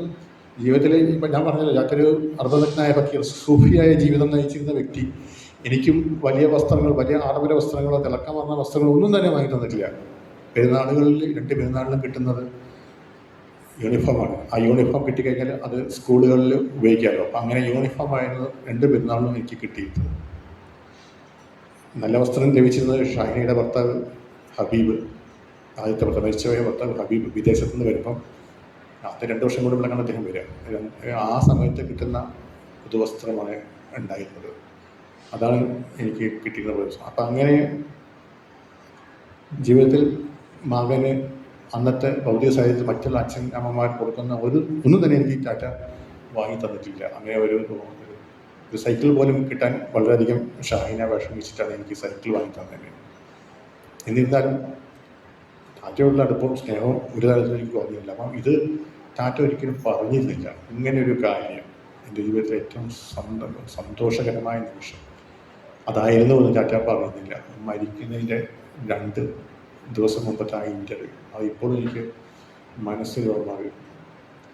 മരണത്തിൻ്റെ രാത്രി അദ്ദേഹത്തിന് ഞാൻ ശ്വാസം മുട്ടുന്ന സമയത്ത് ബേപ്പൂർ RM ഹോസ്പിറ്റൽ എന്ന് പറഞ്ഞാൽ ഞങ്ങളുടെ ഒരു കുടുംബ ഡോക്ടറുണ്ട്. അവിടെ പോയിട്ട് ഓക്സിജൻ കൊണ്ടുവരും. ഓക്സിജൻ ശ്വസിക്കാനുള്ള ബുദ്ധിമുട്ട് കാരണം ഓക്സിജൻ വെച്ചിട്ട് അതേ ശ്വസിച്ചിരുന്നു. അപ്പോൾ ഓക്സിജൻ തീർന്നു പോയി പെട്ടെന്ന്. കൊണ്ടുവരാൻ കുറച്ച് താമസം പിടിച്ചു. അത് കുറച്ച് വിഷമിച്ചു. ഞാൻ കൊണ്ടുവന്ന ഓക്സിജൻ കൊണ്ടുവന്നു, അവിടെ വെച്ചു. ഒരു രാത്രി 11 മണിയോടുകൂടി ആ ഹോസ്പിറ്റലിലെ ഡോക്ടർ പുറത്തു പോയിരുന്നു. ടാറ്റ അടുത്ത സുഹൃത്താണ് ഡോക്ടർ KR ശരത്ചന്ദ്രൻ. ഡോക്ടർ ഉണ്ടായിരുന്നില്ല. ഡോക്ടറുടെ മകൻ്റെ എന്തോ അഡ്മിഷൻ സംബന്ധിയായിട്ട് ഡോക്ടർ പുറത്തായിരുന്നു. അപ്പം ഡോക്ടർ രാത്രി വന്നിങ്ങനെ രാത്രിക്ക് വിഷമമാണെന്ന് അറിഞ്ഞപ്പോൾ വന്ന് വീട്ടിൽ വന്നു. ടാറ്റയുടെ പൾസ് പരിശോധിച്ചു. അപ്പോൾ തന്നെ ഡോക്ടർ പറഞ്ഞു നമുക്ക് വേണ്ട, നമുക്ക് വലിയ ഹോസ്പിറ്റലിൽ കൊണ്ടുപോകാം. അങ്ങനെയാണ് കോഴിക്കോട് നാഷണൽ ഹോസ്പിറ്റലിലേക്ക് അദ്ദേഹത്തിനെ കൊണ്ടുപോകുന്നത്. കൂടെ ഞാൻ ഉമ്മച്ചിയും. അങ്ങനെ രാത്രി 1:18 ഇങ്ങനെ ഹോസ്പിറ്റലിലെത്തി. അത്യാഹിത വിഭാഗത്തിൽ ടാറ്റ കിടത്തി. ഞങ്ങളൊക്കെ പുറത്ത്. പുനരായൻ എന്നോട് എന്തൊക്കെയോ സംസാരിച്ചു. ടാറ്റയെ പറ്റിയിട്ട് മറ്റുള്ള വിഷയങ്ങളൊക്കെ സംസാരിച്ചുകൊണ്ടിരിക്കുക. എൻ്റെ വിഷമം മാറ്റാൻ പറ്റും, എനിക്കൊന്നും മനസ്സിൽ കയറുന്നില്ല. ഏകദേശം 1:18 എനിക്ക് എൻ്റെ വല്ലാത്തൊരു അസ്വസ്ഥത. ഒരു രക്തം നാവിലേക്ക് വരുന്നത് പോലെ, നാവിലൊക്കെ രക്തത്തിൻ്റെ ഒരു സ്വാദ്, ഒരു ചൊയ നാവിൽ അനുഭവപ്പെടും. ഞാൻ എന്തോ എനിക്ക് പ്രയാസമുണ്ട്, ഞാൻ എന്തോ പ്രഷർ കുറയുക എന്തോന്ന് അറിയില്ല. ചെവിയിലേക്കൊക്കെ ഒരു ഗർജന, ഈ കടലിരമ്പുന്നത് പോലെ ശബ്ദം ചെവി. ആ സമയത്ത് ജൂനിയർ ഡോക്ടർ വന്ന് പുറത്തോട്ടൊന്ന് പറയുകയാണ്, വൈക്കം മുഹമ്മദ് ബഷീർ മരിച്ചുപോയി. ഇതേ സന്ദർഭം ജീവിതത്തിൽ ടാറ്റയ്ക്കുണ്ടായിട്ടുണ്ട്. ചങ്ങമ്പുഴയോട് ഒത്തുകൂടി എറണാകുളത്ത് ഇതുപോലെ ഒരു സാഹിത്യ സദസ്സിലെ മറ്റും നിൽക്കുന്ന സമയത്താണ് ഒരു സന്ദേശം വരുന്നത്. ഉപ്പ മരിച്ചുപോയി, ഉപ്പയോ മറന്നുപോയി, മരിച്ചുപോയി എന്ന്. സമാന സന്ദർഭം. ഇതൊക്കെ വായിച്ച ഞാനിങ്ങനെ കോർത്തെടുക്കുകയാണ്. ഞാൻ ജീവിതത്തിൽ ഇദ്ദേഹത്തിന് ഉണ്ടായിരിക്കുന്ന പല സന്ദർഭങ്ങളും എനിക്കും വരുന്നല്ലോ. ജൂലൈ 5-ന് അദ്ദേഹം വിട്ടുപോയി. ശരിക്കും പറഞ്ഞാൽ ഒരു ഭാഗം തളർന്നു പോയത് മതി. കാരണം 22 വയസ്സേ ഉള്ളൂ എനിക്ക്. ജീവിതം തുടങ്ങിയിട്ടില്ല. എന്ത് ചെയ്യണമെന്നറിയില്ല.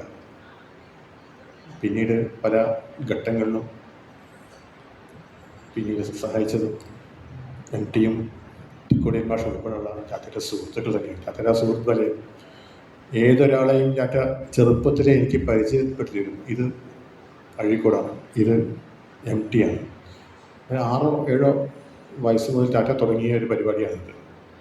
അപ്പം ഞാൻ അന്ന് ആലോചിക്കുന്നത് ഇത്രയും വലിയ ആൾക്കാർ സാഹിത്യകാരന്മാർ, ഞാൻ ഈ സാഹിത്യം ഒന്ന് ചെറിയ കൊച്ചുകുട്ടി, ഇത് എന്തിനാണ് എന്നെ ഈ പരിചയപ്പെടുത്തുന്നത്? പക്ഷെ അത് ടാറ്റ വളരെയധികം മുൻകൂട്ടി ചെയ്ത ഒരു പരിപാടിയായിട്ടാണ് പിന്നെ എനിക്ക് തോന്നി. കാരണം വെച്ചാൽ എനിക്ക് MTയുടെ അടുത്തേക്ക് പോകാൻ ഒരു ആമുഖം ആവശ്യമില്ല, നേരെ കയറി ചെല്ലാം. നിങ്ങൾക്കറിയാം, പല ആൾക്കാർക്കും MTയുടെ അടുത്ത് പോകാൻ പല രീതിയിൽ MT പെട്ടെന്നാണ് ആക്സസിബിൾ ആയിട്ടാണ്. അഴീക്കോട് മാഷ ഒരു സുഹൃത്ത് പോലെ തന്നെ എനിക്ക് കൈകാര്യം ചെയ്യാൻ പറ്റും. മരിക്കുന്നത് വരെ ഒരു സുഹൃത്തായിട്ട് അഴീക്കോട് മാഷ എനിക്ക് കത്തയക്കാൻ തിരിച്ചെത്തേക്കും വീട്ടിൽ ഞാൻ പോയി താമസിക്കും. അങ്ങനെ ഒരു അടുപ്പം. അടൂർ ഗോപാലകൃഷ്ണൻ പോയിട്ട് തോൾ കൈയിട്ട് സംസാരിക്കാനുള്ള ഒരു സ്വാതന്ത്ര്യം എനിക്ക് അന്നും ഇന്നും. അങ്ങനെ ഒരു വലിയ ഒരു സമ്പാദ്യം, ഒരു രത്നശേഖരം തന്നെ തന്നിട്ടാണ് ടാറ്റ പോയത്. അത് ഒരു പരിധിവരെയൊക്കെ ഇന്നും കൊണ്ടുപോകാൻ കഴിയുന്നതുകൊണ്ടാണ് നിങ്ങൾ ഇന്ന് എന്നെ ഇവിടെ വിളിച്ചിരിക്കുന്നത്. എനിക്ക് നന്നായിട്ടറിയാം. പേരിൻ്റെ പുറകിൽ ബഷീറുള്ളതുകൊണ്ട് മാത്രമാണ് ഞാൻ ഇന്ന് ഇങ്ങനെയൊരു സർവകലാശാലയിൽ ഇതുപോലൊരു പ്രഭാഷണം ഞാൻ ഒരിക്കലും പറയില്ല. ഒരു പറച്ചിലായിട്ട് ഞാൻ പറയുന്നുള്ളൂ, എൻ്റെ ഒരു കുറേ അനുഭവത്തിൻ്റെ പറച്ചിൽ. എന്നിരുന്നാലും ഇങ്ങനെയൊരു പ്രൗഢഗംഭീരമായ ഒരു മലയാള സർവകലാശാലയിൽ വന്ന് ഇതുപോലെ പഠിക്കുന്ന MAക്കും മറ്റും പഠിക്കുന്ന എന്നേക്കാൾ ഉയരെ പഠിച്ച കുട്ടികളോട് സംസാരിക്കാൻ കഴിയുന്നത്. ഞാൻ ഓരോ കാലഘട്ടവും ഇങ്ങനെ എടുത്ത് പരിശോധിച്ചു. ടാറ്റ ജീവിച്ചിരുന്ന കാലഘട്ടം, സാഹിത്യകാരനായിരുന്ന കാലഘട്ടം, അവസാന കാലഘട്ടം. പക്ഷേ എനിക്ക് തോന്നുന്നത്, ഞാൻ എൻ്റെ ഒരു വിശകലനത്തിൽ മരിച്ച ബഷീറാണ് ജീവിച്ച ബഷീറിനേക്കാൾ ശക്തനായി തോന്നിയിട്ടുള്ളത്. ഇപ്പോഴും ഏറ്റവും കൂടുതൽ വായിക്കപ്പെടുന്ന വ്യക്തി, പുസ്തകത്തിൻ്റെ രൂപത്തിൽ വായിക്കപ്പെടുന്ന വ്യക്തി, പ്രത്യേകിച്ചിട്ടും യുവതലമുറയുടെ കൂട്ടത്തിൽ ഏറ്റവും കൂടുതൽ വായിക്കപ്പെടുന്ന വ്യക്തി. ഒരു കാലം വരെ, ടാറ്റ മരിച്ച് 10-15 വർഷം വരെ എൻ്റെ ശമ്പളത്തേക്കാൾ കൂടുതൽ റോയൽറ്റി എനിക്ക് കിട്ടിയിരുന്നു. അതായത് ടാറ്റ മരിച്ച് 15 വർഷത്തോളവും എനിക്ക് ശമ്പളം നൽകിയിരുന്നു എന്നതാണ്, ഇന്നും തരുന്നുണ്ട്. അങ്ങനെ ഒരാൾക്കും, അതായത് സർക്കാർ ഉദ്യോഗസ്ഥന്മാർക്ക് മാത്രമേ നമുക്ക് പറയാൻ പറ്റുള്ളൂ. കാരണം പെൻഷൻ, അതായത് അമ്മക്ക് മാത്രമല്ല പെൻഷൻ കിട്ടുള്ളൂ, മക്കൾക്ക് കിട്ടില്ലല്ലോ. ആ ഒരു രീതിയിൽ നോക്കുകയാണെങ്കിൽ ഞാൻ BTech പഠിച്ചു, MBA പഠിച്ചു, എന്നിട്ട് ജോലിയിൽ കയറിയിട്ടും കേവലം 5th ഫോറം മാത്രം പഠിച്ച ഒരാൾ എനിക്ക് നൽകിയിരുന്നത് അതിനേക്കാൾ കൂടുതൽ ശമ്പളമായിരുന്നു. വിദ്യാഭ്യാസത്തിൻ്റെ ഒരു വ്യർത്ഥത, അതായത് അത് ഏത് രീതി, വിദ്യാഭ്യാസം ഒരിക്കലും വ്യർത്ഥമാണെന്ന് ഞാൻ പറയുന്നില്ല. അത് നമുക്ക് കേവലം സർവകലാശാലയിൽ കോളേജിലൂടെ മാത്രമല്ല, മക്കളുടെ അനുഭവത്തിലൂടെയാണ് നമുക്ക് കൂടുതൽ നേടാൻ കഴിയുന്നത്. അത് സംശയമില്ല. ഇപ്പം നിങ്ങൾക്കത് അറിയില്ല, കുറച്ചുകൂടി കഴിഞ്ഞാൽ നിങ്ങൾക്കത് മനസ്സിലാവും. ഇപ്പം തന്നെ നിങ്ങൾ എന്നെക്കാൾ കൂടുതൽ ചിന്തിക്കുന്ന തലമുറയാണ് ഇവിടെ ഉള്ളത്. നമുക്ക് പ്രത്യേകിച്ച് മലയാള സർവകലാശാലയിലേക്ക് പഠിക്കുന്ന വ്യക്തികൾ, അതുപോലുള്ള വ്യക്തികളെ എനിക്കറിയാം. എന്നിരുന്നാലും മക്കളെ, ഈ സർവകലാശാലയും കോളേജുകളൊക്കെ നമുക്ക് നൽകുന്ന ഒരു ജീവിക്കാനുള്ള ഒരു രേഖ മാത്രമേ നമുക്ക് കാണിച്ചു തരുന്നുള്ളൂ. നമ്മളത് സ്വായത്തമാക്കുന്നത് സമൂഹത്തിൽ നിന്നാണ്. പ്രത്യേകിച്ച് ബഷീറൊക്കെ ആ രീതിയിലാണ്. 5th ഫോറം വരെ മാത്രം പഠിച്ചിരുന്ന ബഷീർ ആദ്യമായി എഴുതി തുടങ്ങിയത് ഇംഗ്ലീഷ് ഭാഷയിലാണ്. അദ്ദേഹത്തിൻ്റെ ബാല്യകാലസഖി എന്ന കൃതി 70% ഇംഗ്ലീഷിൽ ആണ് എഴുതിയത് അദ്ദേഹം ആദ്യമായിട്ട്. മനസ്സിലാക്കണം, 5th ഫോറം 10ാം ക്ലാസ്സിൽ താഴെ മാത്രം പഠിച്ചൊരു വ്യക്തിയാണ് എഴുതുന്നത്. പിന്നീടത് തൻ്റെ ഭാഷ ഇംഗ്ലീഷല്ല, ഇത് വായിക്കപ്പെടണമെങ്കിൽ മലയാളത്തിൽ എഴുതണമെന്നുള്ളതുകൊണ്ടാണ് അദ്ദേഹം അത് മലയാളത്തിൽ എഴുതിയത്. പിന്നീട് ഒരിക്കലും ഒരു കൃതിയും അദ്ദേഹം ഇംഗ്ലീഷിൽ എഴുതാൻ ശ്രമിച്ചിട്ടില്ല. എല്ലാം മലയാളത്തിൽ തന്നെയാണ്. ഇംഗ്ലീഷിൽ കൈപ്പടയിൽ എഴുതിയ അദ്ദേഹത്തിൻ്റെ ആ മലയാളസഖി എന്ന് പറയുന്നത് ഇപ്പോൾ കോഴിക്കോട് സർവകലാശാലയിൽ ബഷീർ ചെയർ ഉണ്ട്. അത് MM ബഷീറിന് അദ്ദേഹം കൊടുത്തിരുന്നു. അത് സർവകലാശാലയിൽ ബഷീർ ചെയറിലുണ്ട്. ഞാൻ പറഞ്ഞു പോകുന്നു, നമ്മൾ ഈ വായന മരിച്ചു പോകുന്നു എന്ന് പറയാൻ ഞാനൊക്കെ കേൾക്കാൻ തുടങ്ങിയിട്ട് 15-20 വർഷമായി. പക്ഷെ വായന മരിക്കുന്നുമില്ല, പക്ഷേ വല്ലാതെ കുറയുന്നു. ഒരു പത്രസ്ഥാപനത്തിൽ ജോലി ചെയ്യുന്ന എനിക്കറിയാം, പത്രത്തിൻ്റെ സർക്കുലേഷൻ ഏത് രീതിയിലാണ് പോകുന്നത്, മുന്നോട്ടല്ല. ഓരോ ദിവസവും ഓരോ ആഴ്ചയിലും ഒരു പത്രം എന്ന രീതിയിൽ കുറയുന്നു എന്നുള്ളതാണ് സത്യം. അതായത് വായനയ്ക്ക് പകരം നമുക്ക് ഇന്ന് പല മാധ്യമങ്ങളും ലഭ്യമാണ്.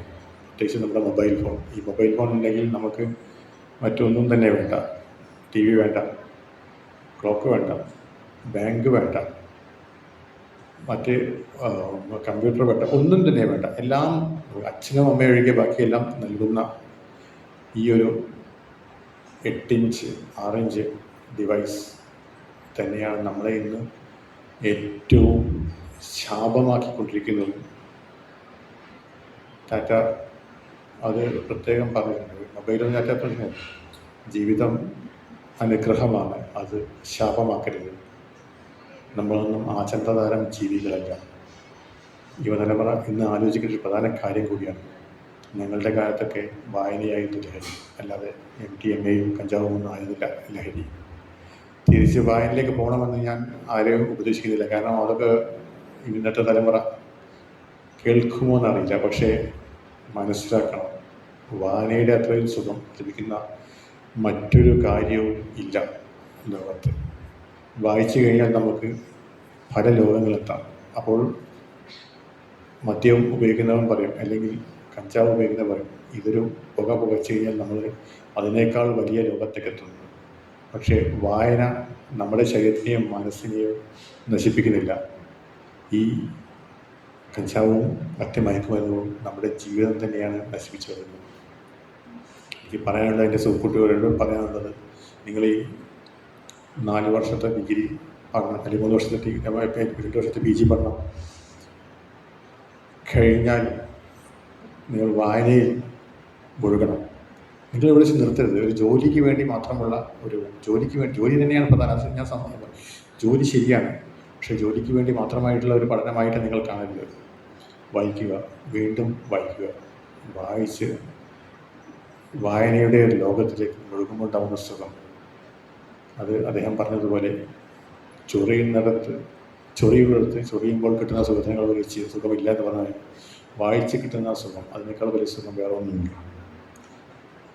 ഇത് ഇന്ന് ഒരു വലിയ പ്രഭാഷണം നടത്താൻ ഉദ്ദേശിച്ചൊന്നുമല്ല ഞാൻ വന്നത്. ഒരു ചെറിയ കാര്യങ്ങൾ, അദ്ദേഹത്തിനെ പറ്റിയുള്ള കുറച്ച് കാര്യങ്ങൾ, ഈ ഒരു കാലഘട്ടത്തിലെ കുറച്ച് കാര്യങ്ങൾ, ഞാൻ അനുഭവിച്ച കുറച്ച് കാര്യങ്ങൾ, ബഷീർ എന്ന അച്ഛൻ്റെ മകനായി അനുഭവിച്ച കുറച്ച് കാര്യങ്ങൾ മാത്രം സംസാരിക്കാൻ വേണ്ടി മാത്രമേ ഞാൻ വന്നത്. എനിക്ക് ഇതിൽ കൂടുതലായിട്ടൊന്നും പറയാൻ കഴിയുന്നില്ല. ഇനി എനിക്ക് പറയാൻ പറ്റുക, നിങ്ങൾ ചോദിക്കുന്ന ചോദ്യങ്ങൾ ഉത്തരം പറയാൻ പറ്റുമെങ്കിൽ ഉത്തരം പറയാൻ പറ്റുന്നതുള്ളതാണ്. ഞാനൊരു ബഷീർ എക്സ്പെർട്ട് അല്ല, അത് ആദ്യമേ മനസ്സിലാക്കുക. ഞാനൊരു ബഷീർ എക്സ്പെർട്ട് അല്ല. ഇപ്പം റീസെൻ്റായിട്ടുള്ള വായനകൾ തീരെ കുറവാണ്. ജോലി സംബന്ധമായിട്ടുള്ള തിരക്കുകാരണം റീസെൻ്റായിട്ടുള്ള വായനകൾ തീരെ കുറവാണ്. എന്നാലും നിങ്ങളുടെ ചോദ്യങ്ങൾക്കൊക്കെ കുറച്ചൊക്കെ ഉത്തരം പറയാൻ പറ്റുമെന്ന് എനിക്ക് തോന്നുന്നു. അപ്പം അതെങ്ങനെ കൊണ്ടുപോകണം എന്ന് എനിക്കറിയില്ല. മാഷ് അത് എങ്ങനെയാണ് കൊണ്ടുപോകുന്നത് നമുക്ക് പോകാം. അപ്പം ഒരിക്കൽ കൂടി എന്നെ ഈ ഒരു ചെറിയ സംസാരത്തിന്, പ്രഭാഷണം എന്ന് പറയുന്ന ചെറിയ സംസാരത്തിന് ക്ഷണിച്ച മലയാളം സർവകലാശാല അധികൃതരോടും നിങ്ങൾ കൂട്ടുകാരോടും കുട്ടികളോടും എല്ലാം നന്ദി പറഞ്ഞുകൊണ്ട് നിർത്തട്ടെ. ജയ് ഹിന്ദ്.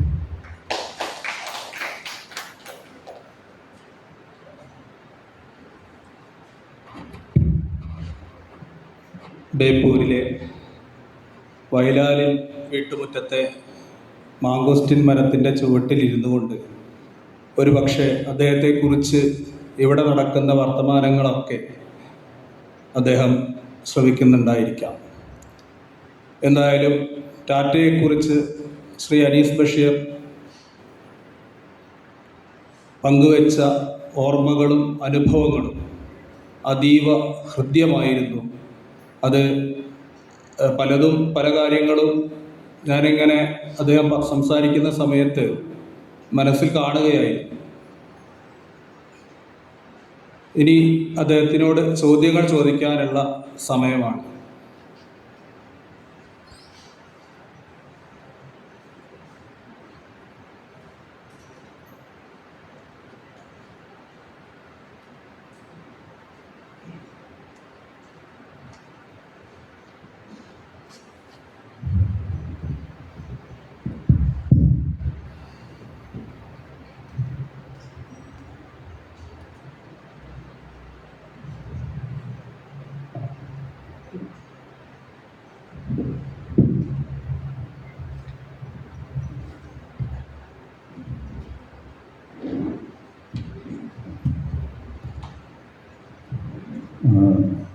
വൈക്കം ബഷീർ അദ്ദേഹത്തിൻ്റെ ബാപ്പയെക്കുറിച്ച്, അങ്ങയുടെ വല്ലുപ്പയെക്കുറിച്ച് എപ്പോഴെങ്കിലും അങ്ങയോട് സംസാരിച്ചിട്ടുണ്ടോ എന്നുള്ളതാണ് ചോദിക്കാനുള്ളൊരു കാരണം. ബാല്യകാല സഖിയൊക്കെ വായിക്കുമ്പോൾ അതിൽ എനിക്ക് തോന്നുന്നു മജീദ് സുഹറ എല്ലാ കഥാപാത്രങ്ങളുടെയും പേര് ഇതിൽ പറയുമ്പോഴും ബാപ്പയുടെ പേരതിൽ, മജീദിൻ്റെ ബാപ്പയുടെ പേരതിൽ ഉപയോഗിച്ചിട്ടില്ല എന്നുള്ളതാണ് എൻ്റെ ഒരു ഓർമ്മ. അതിലൊരു ആത്മാംശമുണ്ട് എന്ന് തോന്നിയിട്ടുണ്ട്. മജീദിനെപ്പോഴും നാട് വിടാനുള്ളൊരു താല്പര്യം അതിൽ കാണാം. വൈക്കം ബഷീറിന് ഉള്ള പോലെ. എപ്പോഴെങ്കിലും വല്ലുപ്പയെക്കുറിച്ച് അങ്ങയോട് സംസാരിച്ചിട്ടുണ്ടോ?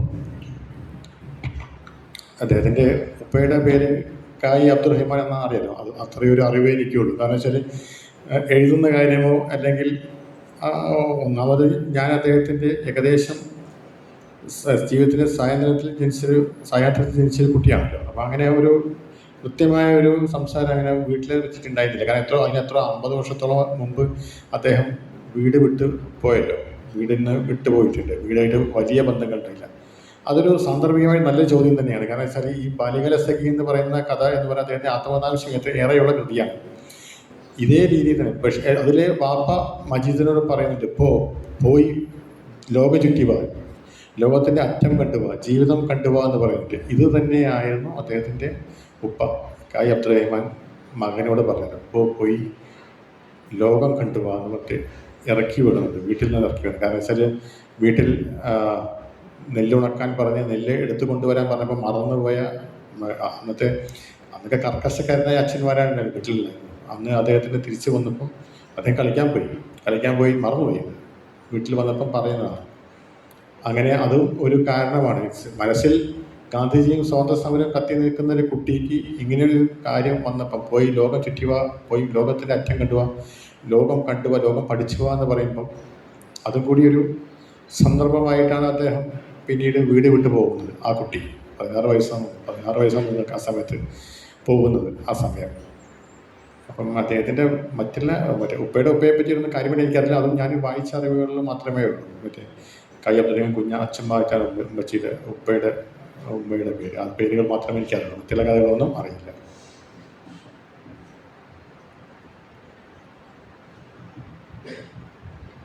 സാഹിത്യം പഠിക്കുന്ന കുട്ടികളല്ലേ, എന്തെങ്കിലുമൊക്കെ ചോദിക്കാം.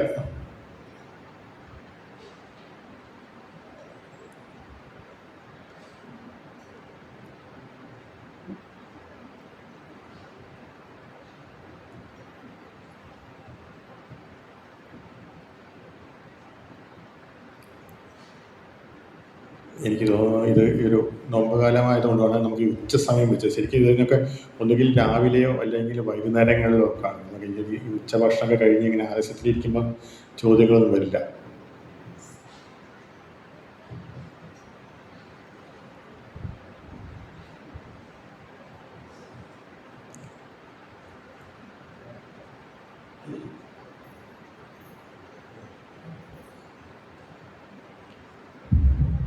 ഹലോ, ഇത് ആരും ചോദിക്കാത്തതുകൊണ്ട് ചോദിക്കാൻ മാത്രമല്ല, അങ്ങക്ക് ഒരു നന്ദിയും സ്നേഹവും പ്രകടിപ്പിക്കാനുള്ള ഒരു അവസരം കൂടിയായിട്ട് അത് ചോദ്യം ചോദിക്കുന്ന സന്ദർഭത്തേക്കാണ്.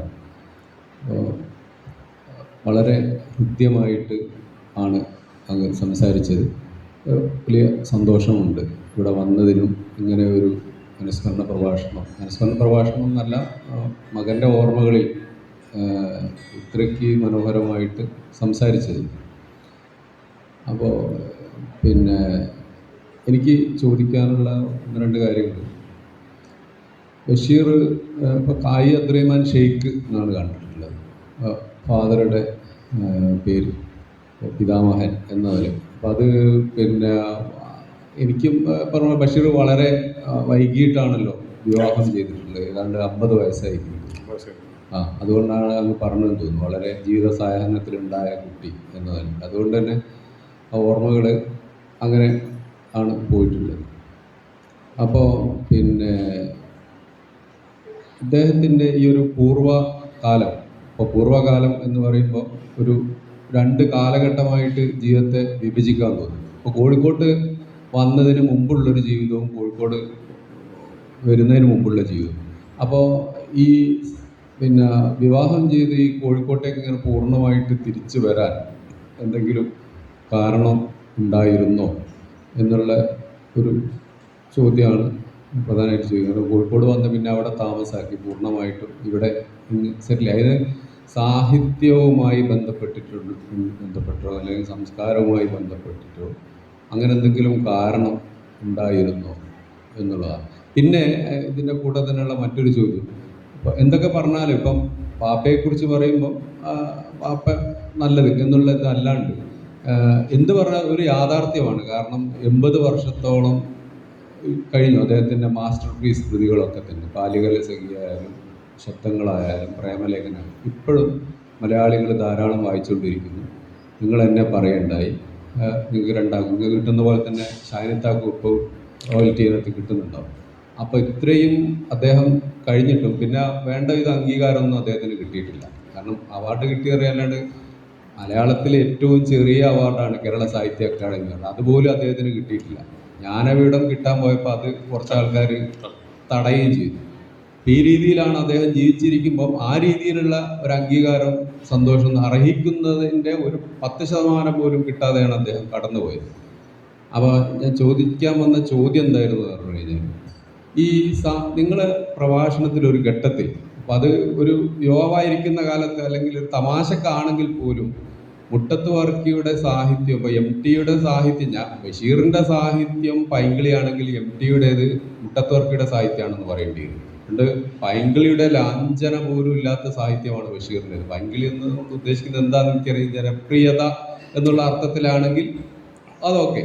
അപ്പോൾ ഈ ജനപ്രിയ സാഹിത്യം എന്ന നിലക്ക് ആണ് ബഷീറിനെ കണ്ടത്. ബഷീർ ഒരിക്കലും പൈങ്കിളി എഴുതിയിട്ടല്ല ജനപ്രിയ എഴുത്തുകാരനായി മാറുന്നത്. കാരണം അത്യാഘാതമായ ഫിലോസഫിയും അങ്ങനെ ഓരോന്നും അത് ആളുകളിലേക്ക് കമ്മ്യൂണിക്കേറ്റ് ചെയ്യാനുള്ള ഒരു പ്രത്യേക തരം ഒരു ആഖ്യാനതന്ത്രം അദ്ദേഹത്തിൻ്റെ വശത്തുണ്ടായിരുന്നത് കൊണ്ടാണ് അത് പോപ്പുലറായി മാറിയെന്നാണ് എൻ്റെ ഒരു ഇത്. അപ്പം നിങ്ങൾ എന്തുകൊണ്ടാണ് ബഷീർ സാഹിത്യത്തെ അങ്ങനെ കണ്ടതെന്ന് അറിയാനുള്ള ഒരു കൗതുകമുണ്ട്. മാത്രമല്ല അങ്ങനെയാണെങ്കിൽ ഈ മുട്ടത്ത് വർക്കിയും MT-യും തകഴിയും ഒക്കെ അടങ്ങുന്ന അദ്ദേഹത്തിൻ്റെ സമകാലികർ ഒന്നും തന്നെ അവരുടെ മക്കൾക്കൊന്നും നിങ്ങൾ കിട്ടുന്ന അത്ര റോയൽറ്റി കിട്ടുന്നുണ്ടാവില്ല. അവരൊന്നും ഇതേപോലെ ഈ മലയാളി ഇപ്പോഴും ആഘോഷിക്കുന്നില്ല, ബഷീറിനെ ആഘോഷിക്കുന്നത്ര ആഘോഷിക്കുന്നില്ല എന്തായാലും. അപ്പം എന്താണ് അങ്ങനെ ഒരു വിലയിരുത്തൽ? ഇപ്പം മകൻ എന്ന നിലക്കല്ലാണ്ട് മാറി നിന്നൊരു വായനക്കാരൻ എന്ന നിലയ്ക്ക് നിങ്ങൾ എന്തുകൊണ്ടാണ് അങ്ങനെ ഒരു വിലയിരുത്തൽ നടത്തിയതെന്നും ബഷീർ സാഹിത്യത്തിൽ നിങ്ങൾ എങ്ങനെയാണ് കാണുന്നതെന്നും ഇപ്പോൾ കാണുന്നത്. അപ്പം നിങ്ങളുടെ ചെറിയ കുട്ടി പാപ്പയുമായിട്ടുള്ള ഒരു കളിവർത്താനം പറഞ്ഞത് മാത്രമാണ്.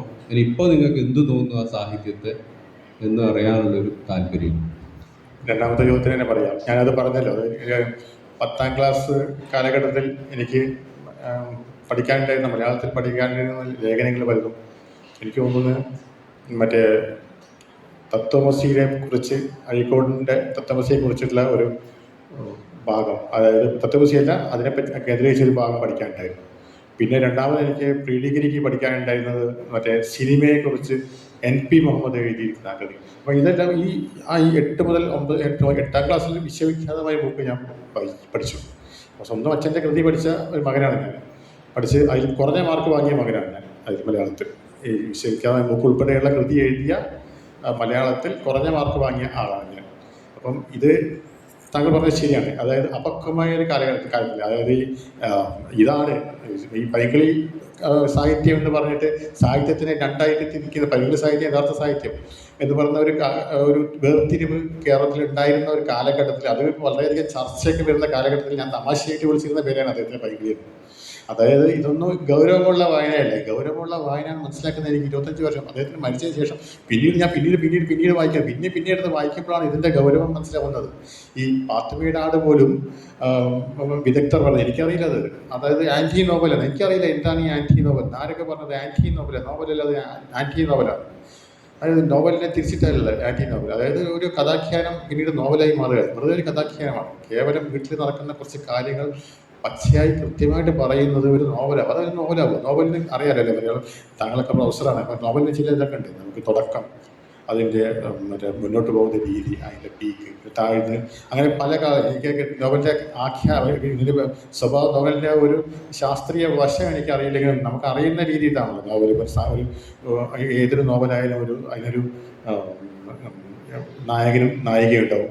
അവരോട് ഒത്തുചേർന്ന കുറേ കഥാപാത്രങ്ങൾ മറ്റുണ്ടാവും, സന്ദർഭങ്ങളുണ്ടാവും, സ്ഥലങ്ങൾ, അങ്ങനെയെല്ലാം വെച്ചിട്ട് ഇതെന്ന് പറഞ്ഞാൽ പാത്തുമ്മയുടെ ആട് എന്ന് പറയുന്നത് ആടാണ് അതിൽ നായിക. അങ്ങനെ ഒരു ഒരു മൃഗത്തിനെ കേന്ദ്ര കഥാപാത്രമാക്കി ഇരിക്കുന്ന ഞാൻ അധികം വായിച്ചിട്ടില്ല. എൻ്റെ വായന കുറവായി തന്നെ എനിക്ക് തോന്നുന്നത്. പക്ഷേ ഈ ആടിനെ ഇത്രയും ആടിനെ ഗ്ലോറിഫൈ ചെയ്തിട്ടില്ല.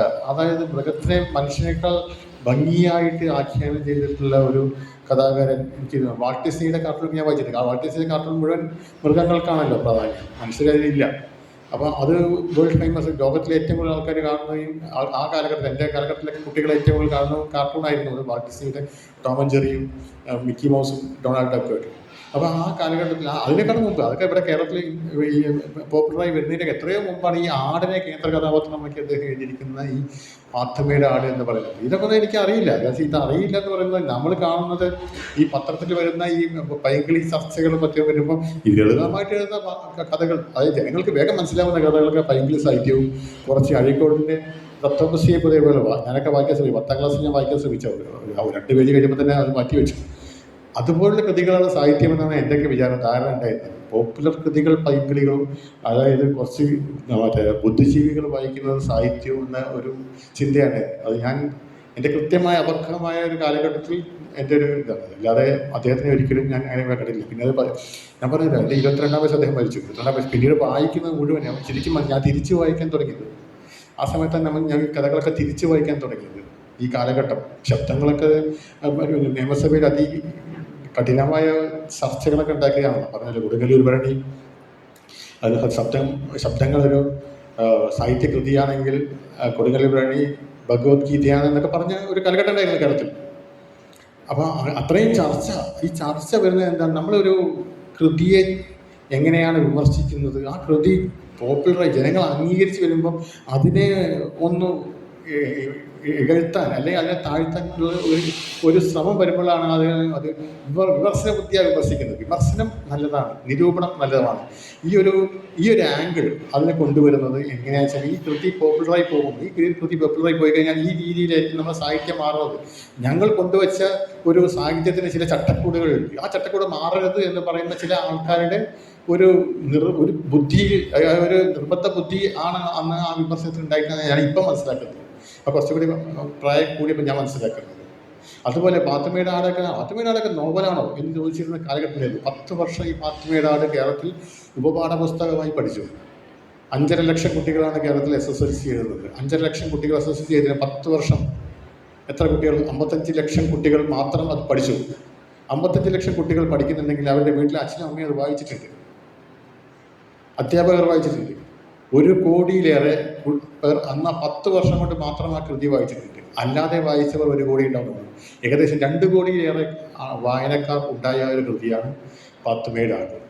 ബാല്യകാലസഖിയെ പറ്റി പറയുകയാണെങ്കിൽ അത് എനിക്ക് തോന്നുന്നത് ഒരിക്കലും നമ്മൾ ഉപയോഗിക്കാൻ പാടില്ല. ലൈല മജ്നു, മലയാളത്തിലെ ലൈല മജ്നുവാണ് ബാല്യകാലസഖി എന്ന് പറഞ്ഞ ആൾക്കാരൊക്കെ ചിലപ്പോൾ ഞങ്ങളെ സൂചിപ്പിക്കുക അച്ഛൻ സൂചിപ്പിക്കാൻ പറഞ്ഞായിരിക്കും. പക്ഷേ എനിക്ക് മാറി നിന്ന് ചിന്തിക്കുക, ഇപ്പം അദ്ദേഹം പറഞ്ഞ പോലെ മാറി നിന്ന്, മകനല്ലാതെ മാറി നിന്ന് ചിന്തിക്കുകയാണ് എനിക്ക് തോന്നുന്നു. ഈ ബാല്യകാലസഖിയൊക്കെ മറ്റേതെങ്കിലും ഭാഷ, സ്പാനിഷോ ഇംഗ്ലീഷോ അല്ലെങ്കിൽ മറ്റേതെങ്കിലും ലാറ്റിൻ അമേരിക്കൻ ഭാഷയിലൊക്കെ വരികയാണെങ്കിൽ അത് നോബൽ സമ്മാനത്തിന് അർഹതമാവേണ്ട കൃതി തന്നെയാണ്. അദ്ദേഹം ഈ സാഹിത്യകാരൻ നോബൽ സമ്മാനത്തിന് അർഹനാവേണ്ടത് തന്നെയാണ്. ഈ ഒരു മലയാളം പോലുള്ള ഒരു കേരളം പോലുള്ള കൊച്ചു പ്രദേശത്ത് മലയാളം എന്ന് പറയുന്ന കുറച്ച് മാത്രം ആൾക്കാർ സംസാരിക്കുന്ന ഭാഷയിൽ എഴുതിക്കൊണ്ടായിരിക്കും. പക്ഷെ അത് മതി. ഞാൻ പറഞ്ഞല്ലോ, ഈ കൃതി, ഈ ഭാഷ മതി, നമുക്ക് ഒരു തൂവൽ മതി, നമുക്ക് നമ്മളെ അടയാളപ്പെടുത്തുന്ന ഒരു തൂവൽ മതി, അത് തന്നെ മതി. ഈ ഭാഷയിൽ എഴുതിയിരിക്കുന്ന അദ്ദേഹത്തെ കുറച്ച് എനിക്ക് വളരെ കുറച്ച് കാര്യങ്ങൾ അറിയുള്ളൂ, ഞാൻ എത്തിപ്പെടിയാൽ ബുദ്ധിയേ ഉള്ളൂ, ഞാൻ അത്ര എഴുതിയിട്ടുള്ളൂ എന്ന് പറയുന്ന സാഹിത്യകാരനാണ്. ആ സാഹിത്യകാരൻ കൃതിയാണ് ഇന്നും കേരളത്തിൽ യുവതലമുറയിൽ ഏറ്റവും കൂടുതൽ വായിക്കപ്പെടുന്നത്. അത് തർക്കമില്ല. അത് തർക്കിക്കാൻ ഞാൻ തയ്യാറാണ്. നിങ്ങളെടുക്കൂ ബഷീറിനെ, മറ്റു കൃതികൾ, മറ്റ് സാഹിത്യകാരന്മാരെ. യുവതലമുറ 8 വയസ്സ് മുതൽ ഇങ്ങോട്ടുള്ള യുവതലമുറ നിങ്ങളെടുക്കൂ. 22 വയസ്സുള്ള യുവതലമുറ ഏറ്റവും കൂടുതൽ കൃതികൾ വായിക്കുന്നത് ഏതാണെന്ന് നിങ്ങൾ ചോദിക്കും. നമ്മുടെ ഈ തെരഞ്ഞെടുപ്പ് കാലത്തെ ഈ അവലോകനം പോലെയുള്ള ചർച്ചയല്ല, കൃത്യമായിട്ട് നിങ്ങൾ നോക്കാം. സ്കൂളുകളിൽ, കോളേജുകളിൽ നിങ്ങൾ ചോദിക്കൂ, അത് ബഷീർ കൃതികൾ തന്നെയാണ്. ഇന്ന് എനിക്കറിയാം ഇത് ഭയങ്കര കൃതികളല്ല, ഭയങ്കര സാഹിത്യമല്ല. ഇതിനുള്ളിൽ വളരെയധികം താങ്കൾ പറഞ്ഞ പോലെ സൂഫി എന്ന് പറയുന്ന ഒരു ലൈനിലാണ് അദ്ദേഹം ജീവിച്ചത്. അത് വളരെയധികം, ആ ഒരു ലൈൻ അദ്ദേഹം വളരെയധികം അദ്ദേഹത്തിൻ്റെ കൃതികളിൽ കൊണ്ടുവന്നിരുന്നു. അത് മനുഷ്യനും പ്രകൃതിയും എല്ലാം ഒന്നാണ്. അഹം ബ്രഹ്മാസ്മി, അനിൽ ഹബി, ഇതൊക്കെ ജീവിതത്തിൽ ഏകമേവ അദ്വൈതം ബ്രഹ്മം എന്ന് പറയുന്ന ആ ഒരു ഹിന്ദു മിത്തോളജിയിൽ പറഞ്ഞിരിക്കുന്ന ആ ഒരു വാചകം തൻ്റെ കൃതികളിൽ വളരെയധികം മനോഹരമായിട്ട് കൊണ്ടുവരാൻ അദ്ദേഹത്തിന് കഴിഞ്ഞിട്ടുണ്ട്. ആദ്യത്തെ ചോദ്യം ഞാൻ ഒന്നുകൂടി ചോദിച്ചാൽ ഞാൻ വിട്ടുപോയി. രണ്ടാമത്തെ പറയാൻ വേണ്ടിയിട്ട് അത് വിട്ടുപോയി. രണ്ടാമത്തെ കേട്ടപ്പോൾ അതിലങ്ങനെ ഞാൻ കയറിപ്പോയി. മക്കൾക്കാർക്കെങ്കിലും ഓർമ്മ ഉണ്ടെങ്കിൽ അദ്ദേഹം ചോദിച്ച ആദ്യത്തെ ചോദ്യം നല്ല ചോദ്യമായിരുന്നു. പക്ഷെ ഞാൻ രണ്ടാമത്തെ ചോദ്യത്തിൽ കയറി അതിന് ഭ്രമിച്ചുപോയി. ആ സമയത്ത് തോന്നിയായിരുന്നു അല്ലേ?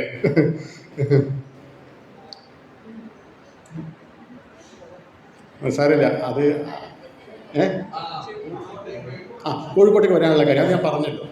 ഇത് അദ്ദേഹം ഈ സാഹിത്യകാരനെ കുറച്ച് അറിയപ്പെട്ട കാലത്താണ് ഈ എൻറ്റുപ്പകൻ ആണ്ടായിരുന്നു എന്ന് പറയുന്ന കൃതി റേഡിയോ നാടകമാക്കണം, അതിന് സാഹിത്യകാരനെ കൂട്ടിക്കൊണ്ടുവരണം എന്നുള്ളൊരു സംസാരം ഉണ്ടായിരുന്നു. അങ്ങനെയാണ് ടിക്കോടിയനും മറ്റേ ഇവരും MP-യും MT-യും ഈ മുലവിഡ് അബ്ദുറഹ്മാൻ അദ്ദേഹത്തിനെ കോഴിക്കോട് കളഞ്ഞു. എന്നാൽ സാഹിത്യകാരൻ തന്നെ ആവട്ടെ അതിൻ്റെ തിരക്കഥ എഴുതുന്നത്, അതിൻ്റെ റേഡിയോ നാടകം എഴുതുന്നത് എന്ന് പറഞ്ഞിട്ടാണ് അദ്ദേഹത്തിനെ കോഴിക്കോട് കൂട്ടിക്കൊണ്ടിരുന്നതും. SKയുടെ ഭവനമായ ചന്ദ്രകാന്തം, ഇന്നും ആ ചന്ദ്രകാന്തം ഇന്ന് പൊളിച്ചുപോയി. ചന്ദ്രകാന്തം എന്ന് പറയുന്ന പുതിയറയിലെ ആ വീട്ടിലേക്ക് SK MP-യാണ് വീട് ഒഴിഞ്ഞു കിടക്കുന്നത്, അവിടെ കൊണ്ടുവരുന്നത്. അവിടെ വെച്ച് ഈ അദ്ദേഹത്തെ സുഹൃത്തുക്കൾ, അദ്ദേഹത്തിന് ഇവിടെ മലബാറിലുണ്ടായിരുന്ന എല്ലാ സുഹൃത്തുക്കളും അവിടെ വരികയാണ്. VK ഉൾപ്പെടെയുള്ള ആൾക്കാർ ഇവിടെ വരികയാണ്. ചർച്ചകൾ കൊടുക്കുകയാണ്. ചർച്ചകൾ നമ്മൾ സാഹിത്യ ചർച്ചകളല്ല, തമാശകളും കഥകളും കവിതകളും പാട്ടുകളും ഒക്കെ അതിന് കൊഴുത്ത് ജീവിതം വളരെ സന്തോഷകരമായി നിൽക്കുന്ന സമയത്താണ് അദ്ദേഹം തിരിച്ച് ഇവിടുന്ന്. പിന്നെ എന്തായാലും എവിടെയെങ്കിലും ഇവിടെ അധികം എൻ്റെ ഉപ്പയുടെ മധുവിധ പോലും നടന്നത് ഈ ചന്ദ്രകാന്ത്. അദ്ദേഹത്തിന് കോഴിക്കോട് വീടില്ല. പിന്നെ ഉമ്മയുടെ വീട് എന്ന് പറഞ്ഞാൽ തറവാട് വീടാണ്. അപ്പം വേറെ വീടില്ല. അപ്പം ഇവിടെ തന്നെയാണ് കല്യാണം കഴിഞ്ഞ് വന്നത്. അതൊക്കെ എഴുതിയിട്ടുണ്ട്. ജോസഫ് മുണ്ടശ്ശേരി വന്നിട്ട് ആ വീട്ടിൽ അതിക്രമിച്ച് കയറാൻ ശ്രമിച്ചൊക്കെ തമാശ രീതിനെ ഒക്കെ എഴുതിയിട്ടുണ്ട്. അപ്പോൾ ഈ സുഹൃത്തുക്കളെ വിട്ടിട്ടാണ് അദ്ദേഹം പിന്നെ തലയോലപ്പറമ്പിലേക്ക് പോകുന്നത്. അപ്പോഴും സുഹൃത്തുക്കളെ വിട്ടിട്ടുണ്ടെങ്കിൽ സുഹൃത്തെ മനസ്സിൽ നിന്ന് വിട്ടിട്ടില്ല. ഏതൊരു ചെറിയ സന്ദർഭം കോഴിക്കോടേക്ക് കിട്ടുകയാണെങ്കിലും തിരിച്ചു പോരാൻ തയ്യാറായിട്ട് തന്നെയാണ് അദ്ദേഹം തലപ്പറമ്പിൽ പോയത്. അസ്ഹർ കോട്ടേജിൽ നിന്ന് അദ്ദേഹത്തിൻ്റെ സ്മാരകമാണ്. ഫെഡറൽ ബാങ്ക് അത് ഏറ്റെടുത്തെങ്കിലും അദ്ദേഹത്തിൻ്റെ കിണറും അദ്ദേഹം അന്ന് ഉപയോഗിച്ചിരുന്ന കുറച്ച് കാര്യങ്ങൾ അദ്ദേഹത്തിൻ്റെ ആ ഒരു ആധാരം അവിടെ ഫെഡറൽ ബാങ്കിന് മുന്നിൽ അവർ ഫോട്ടോ ചെയ്ത് വെച്ചിട്ടുണ്ട്. ഹോർവിസ് തരംഗ് എന്ന് പറഞ്ഞ അദ്ദേഹത്തെ സുഹൃത്ത് അന്ന് ഫെഡറൽ ബാങ്കിൻ്റെ ചെയർമാനായിരുന്നു. അദ്ദേഹത്തിനാണ് വിറ്റത്. അപ്പോൾ ഇന്നും ഏറ്റവും കൂടുതൽ ആൾക്കാർ വരുന്നുണ്ട് ബാങ്കിൻ്റെ ബിസിനസ് കളയാതെ തന്നെ ആൾക്കാരത് കണ്ടുപോകുന്നുണ്ട്. അപ്പം അങ്ങനെ ആ അസ്ഹർ കോട്ടേജ് വിട്ട് തിരിച്ച് കോഴിക്കോട്ടേക്ക് വരികയുണ്ടായിരുന്നു.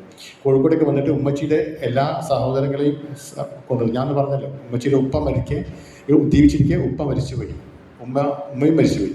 അപ്പോൾ അങ്ങനെ വരുമ്പോൾ അവർ അനാഥരാണ്. അവരെ വീട്ടിൽ കൊണ്ടുവന്ന് പേപ്പർ വൈകാതെ സ്ഥലം വാങ്ങി 2 ഏക്കർ ഭൂമിയിൽ. അന്ന് അവിടേക്ക് വഴിയൊന്നും വളരെ കുറവാണ്, ചെറിയ വഴിയാണ്.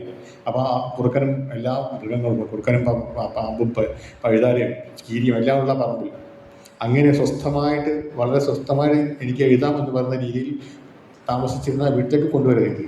അവിടെയാണ് പിന്നെ ഈ പറഞ്ഞ സുഹൃത്തുക്കൾ പിന്നീട് ചരിത്രം നിങ്ങൾക്കറിയാലോ, വലിയ ഒരു ഒഴുക്കാണ് പിന്നീട് ഉണ്ടാവുന്നത്. എല്ലാ ദിവസവും അദ്ദേഹത്തിന് എഴുതാനൊന്നും കഴിയില്ല. പിന്നെ ജീവിതം ആഘോഷമാക്കേണ്ടത് ഈ ബിരിയാണി സദ്യകളും ചർച്ചകളും, അത് സാഹിത്യം, സാംസ്കാരികം, ഭൂമിക്കടിയിലുള്ള എല്ലാ കാര്യങ്ങളും ചർച്ച ചെയ്യപ്പെട്ട ഒരിടം ഇന്ന് കേരളത്തിലുണ്ടെങ്കിൽ അത് ശരിക്കും വൈലാരി ഹൗസിലെ മാംഗോസ്റ്റീൻ വരച്ചുവിടാം. ഇന്നും ആ മാംഗോസ്റ്റീൻ അതിന് സാക്ഷിയായിട്ട് വീഴാറായി, വയസ്സായി, ഞാൻ കെട്ടിയിട്ടിരിക്കുകയാണ്. അടുത്ത വീട്ടുകാർക്ക് ബുദ്ധിമുട്ടാവാൻ കെട്ടിയിട്ടിരിക്കുകയാണ് മാംഗോസ്റ്റീൻ വരച്ചുവിടാം. അങ്ങനെ ആണ് അദ്ദേഹം കോഴിക്കോട്ടുകാരനായത്, ബേപ്പൂരുകാരനായത്, ബേപ്പൂരിൻ്റെ സുൽത്താനായത്, പിന്നെ മരച്ചവിട്ടിലെ സിദ്ധനാവുമ്പോൾ. അല്ല, എനിക്ക് സംസാരത്തിനിടയിൽ എനിക്ക് ഭയങ്കര രസം തോന്നി ആ പറച്ചിൽ. കുറുക്കനും പാമ്പും പഴുതാരയും എല്ലാം ബഹളം വെക്കുന്ന തരത്തിൽ അദ്ദേഹം സ്വസ്ഥമായിട്ട് ഇരുന്ന് എഴുതിയിരുന്നു. അവിടെ അദ്ദേഹത്തിന് സ്വാസ്ഥ്യം കിട്ടിയത് ആ രീതിയിലുള്ള ഒരു രാഷ്ട്രീയമാണ് അദ്ദേഹത്തിൻ്റെ ഉള്ളിൽ ഉണ്ടായിരുന്നത്. കാരണം സാധാരണ മനുഷ്യന്മാർക്ക് ഈ പാമ്പും ഇതൊക്കെ ഉള്ളിടത്തിൽ പോയിട്ട് സ്വാസ്ഥ്യം കിട്ടൂലല്ലോ.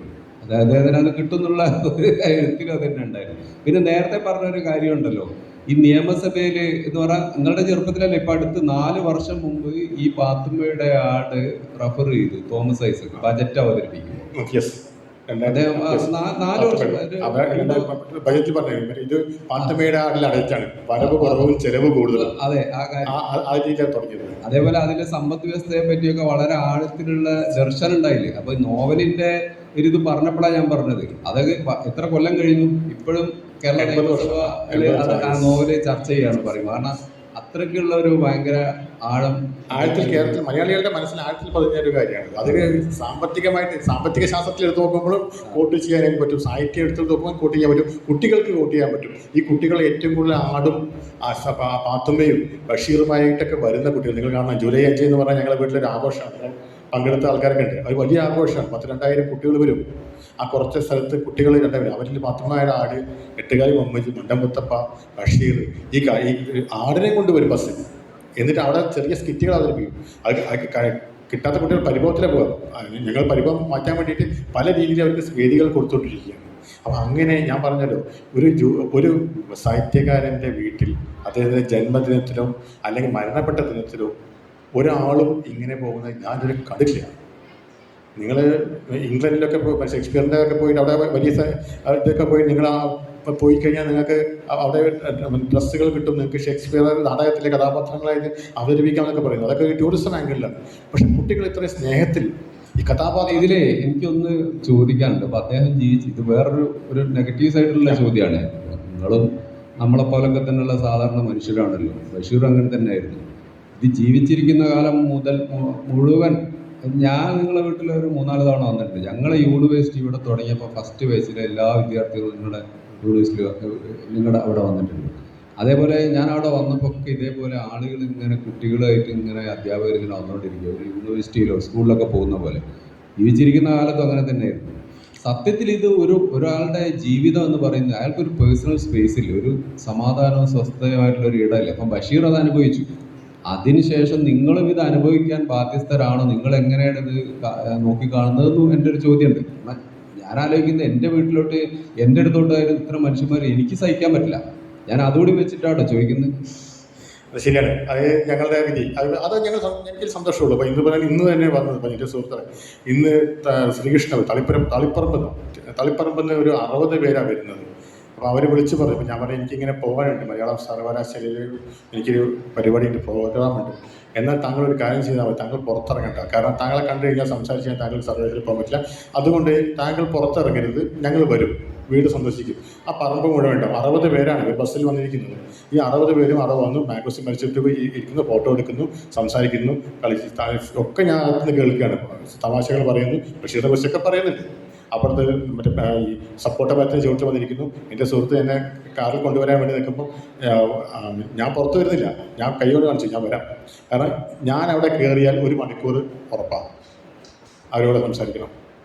അപ്പം എനിക്ക് ഇവിടെ എത്താൻ വൈകും, അതുകൊണ്ട് ഞാൻ അകത്തിരുന്നു. പക്ഷേ ഇതല്ലാതെ തന്നെ എൻ്റെ ഭാര്യയ്ക്കും എൻ്റെ മക്കൾക്കും ഉമ്മച്ചി ജീവിച്ചിരിക്കുന്ന കാലത്തോളം അവിടെ ഇതുപോലെ തന്നെയാണ്. ചെറിയ നാടകങ്ങൾ, വീട്ടിൽ വന്ന കുട്ടികൾക്ക് നാടകം അവതരിപ്പിക്കണം. അപ്പം നമ്മളെ വയലാൽ ഹൗസിൻ്റെ മുന്നിൽ അവർ നാടകം അവതരിപ്പിക്കും, അവർ പാട്ട് പാടും, ഉമ്മച്ചി ചെറിയ പുസ്തകം സമ്മാനം കൊടുക്കും. ഇത് അറിഞ്ഞുകൊണ്ട് വേറെ കുട്ടികൾ വേറെയും വരും, ഞാൻ സമ്മാനം കിട്ടും, ഇവിടെ പോയിട്ട് അവതരിപ്പിച്ചാൽ സമ്മാനം കിട്ടും. പക്ഷേ ഇതിൻ്റെ വീട്ടിൽ പോയി നിങ്ങൾ അവതരിപ്പിച്ചാൽ അതിന് സമ്മാനം കിട്ടുമെന്ന് പറഞ്ഞിട്ട് കൂടുതൽ കുട്ടികൾ വരും. ഉമ്മച്ചി ജീവിതമുള്ള കാലത്തോളം അത് തന്നെയായിരുന്നു. ഇനി എനിക്ക് പ്രശ്നമാണ്, കാരണം എനിക്ക് ജോലിയുണ്ട്, ഭാര്യയ്ക്ക് ജോലിയുണ്ട്, മക്കൾ പഠിക്കാൻ പോയി. അപ്പോൾ അതുകൊണ്ട് ഇവരൊക്കെ ഉള്ള സമയത്ത് പിന്നെ അവർ പിന്നീട് നമ്പർ, എൻ്റെ നമ്പർ എഴുതാൻ എല്ലായിടത്തുണ്ട്. അതുകൊണ്ട് ഇവർ വിളിക്കും, ഞങ്ങൾ ഇന്ന ദിവസം വരാം. ഞാൻ പറയും ഇന്ന ദിവസം ഞാൻ ഉണ്ടാവില്ല, ഇന്ന സമയത്ത് വരാം. ഞാൻ രാവിലെ 9 മണിക്ക് 9:30 ആകുമ്പോൾ ജോലിക്ക് പോകും, അത് ഞങ്ങൾ 9 മണിക്ക് വരാം. 9-9:30 വരെ നിൽക്കും അവർ.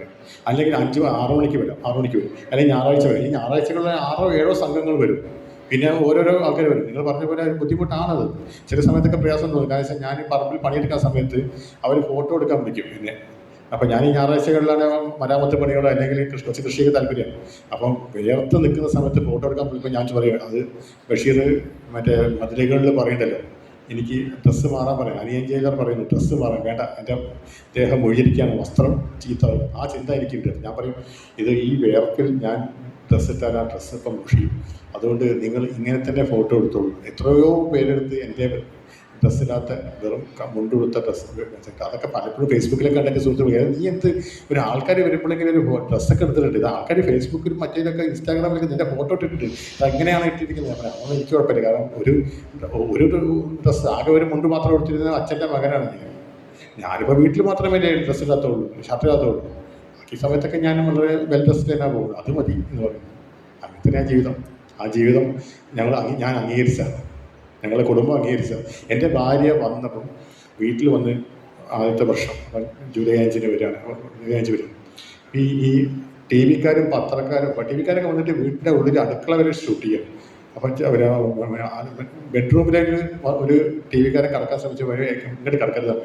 ഭാര്യ എന്നോട് ചൂടായി, ഈ വീട്ടിൽ എന്ത് പ്രൈവസിയാണ്? ഞാൻ ഈ വീട്ടിൽ പണ്ടേ പ്രൈവസി ഇല്ല, ഇതിങ്ങനെ തന്നെയാണ്, ഇതിങ്ങനെ പോകുള്ളൂ, അതുകൊണ്ട് ഇത് സഹിച്ചേ തീരും. വലിയ പ്രയാസമൊന്നുമില്ല. കുറച്ച് കാലം ആ പ്രയാസം ജ്യോത്സ്യം പറഞ്ഞ പോലെ കുറച്ച് കാലം പ്രയാസമാകും, പിന്നെ അത് ശരിയായിക്കൊള്ളുന്നതായി. ഇപ്പം ഭാര്യയ്ക്ക് ശരിയായി. അപ്പോൾ എന്നേക്കാൾ കൂടുതൽ ഇത് വിളിക്കുന്നത് എൻ്റെ ഭാര്യയാണ്. ഞാൻ നമ്പർ കൊടുക്കും. ഞാൻ പറഞ്ഞു, ഞാനല്ല വീട്ടിലുണ്ടാകും, വൈഫ് സൈക്കോളജിസ്റ്റാണ്. അപ്പോൾ കൗൺസിലിംഗ് ഇല്ലാത്ത സമയത്ത് ഭാര്യ ഫ്രീ ആയിരിക്കും. അപ്പോൾ നിങ്ങൾ വിളിക്കുക, വരിക, കാണാൻ പറ്റും. അങ്ങനെയാണ് പോകുന്നത്. പറഞ്ഞ പോലെ ബുദ്ധിമുട്ടാണ്, പക്ഷെ ആ ബുദ്ധിമുട്ട് ഞങ്ങളൊരു ഹരമായി എടുക്കുന്നത്.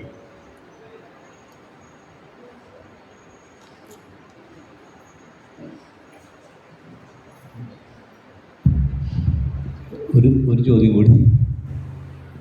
വൈക്കം ബഷീറിൻ്റെ ശരിക്കും അടുത്ത സുഹൃത്തോ ശിഷ്യനൊക്കെ ആയിരുന്നല്ലോ MN കാരശ്ശേരി മാഷ്. കാരശ്ശേരി മാഷ് ഒരിക്കൽ പറയുന്നുണ്ട്, കാലം റിവേഴ്സ് ഗിയറിലാണ് പോകുന്നത്. ഒരിക്കലും മാഷ് ഒരു ടോക്കിൽ പറയുന്നത് വൈക്കം ബഷീറിനെ തന്നെ ഉൾക്കൊള്ളാൻ ഈ പുതിയ കാലം പോലും പര്യാപ്തമാണോ എന്നുള്ളതാണ് സംശയം. കാരണം വളരെ വിപ്ലവകരമായിട്ടുള്ള ഒരുപാട് ചോദ്യങ്ങൾ ഉയർത്തിയിട്ടുള്ള എഴുത്തുകാരനാണ്.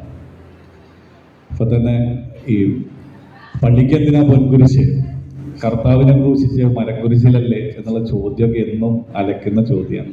ആകാശമിഠായി എന്നുള്ള വാക്ക് എന്നെ സംബന്ധിച്ച് കരച്ചിലോട് കൂടിയിട്ട് വായിച്ചിട്ടുള്ള 2 കൃതികളാണ് ബാല്യകാല സഖിയും വിട്ടികളുടെ സ്വർഗവും.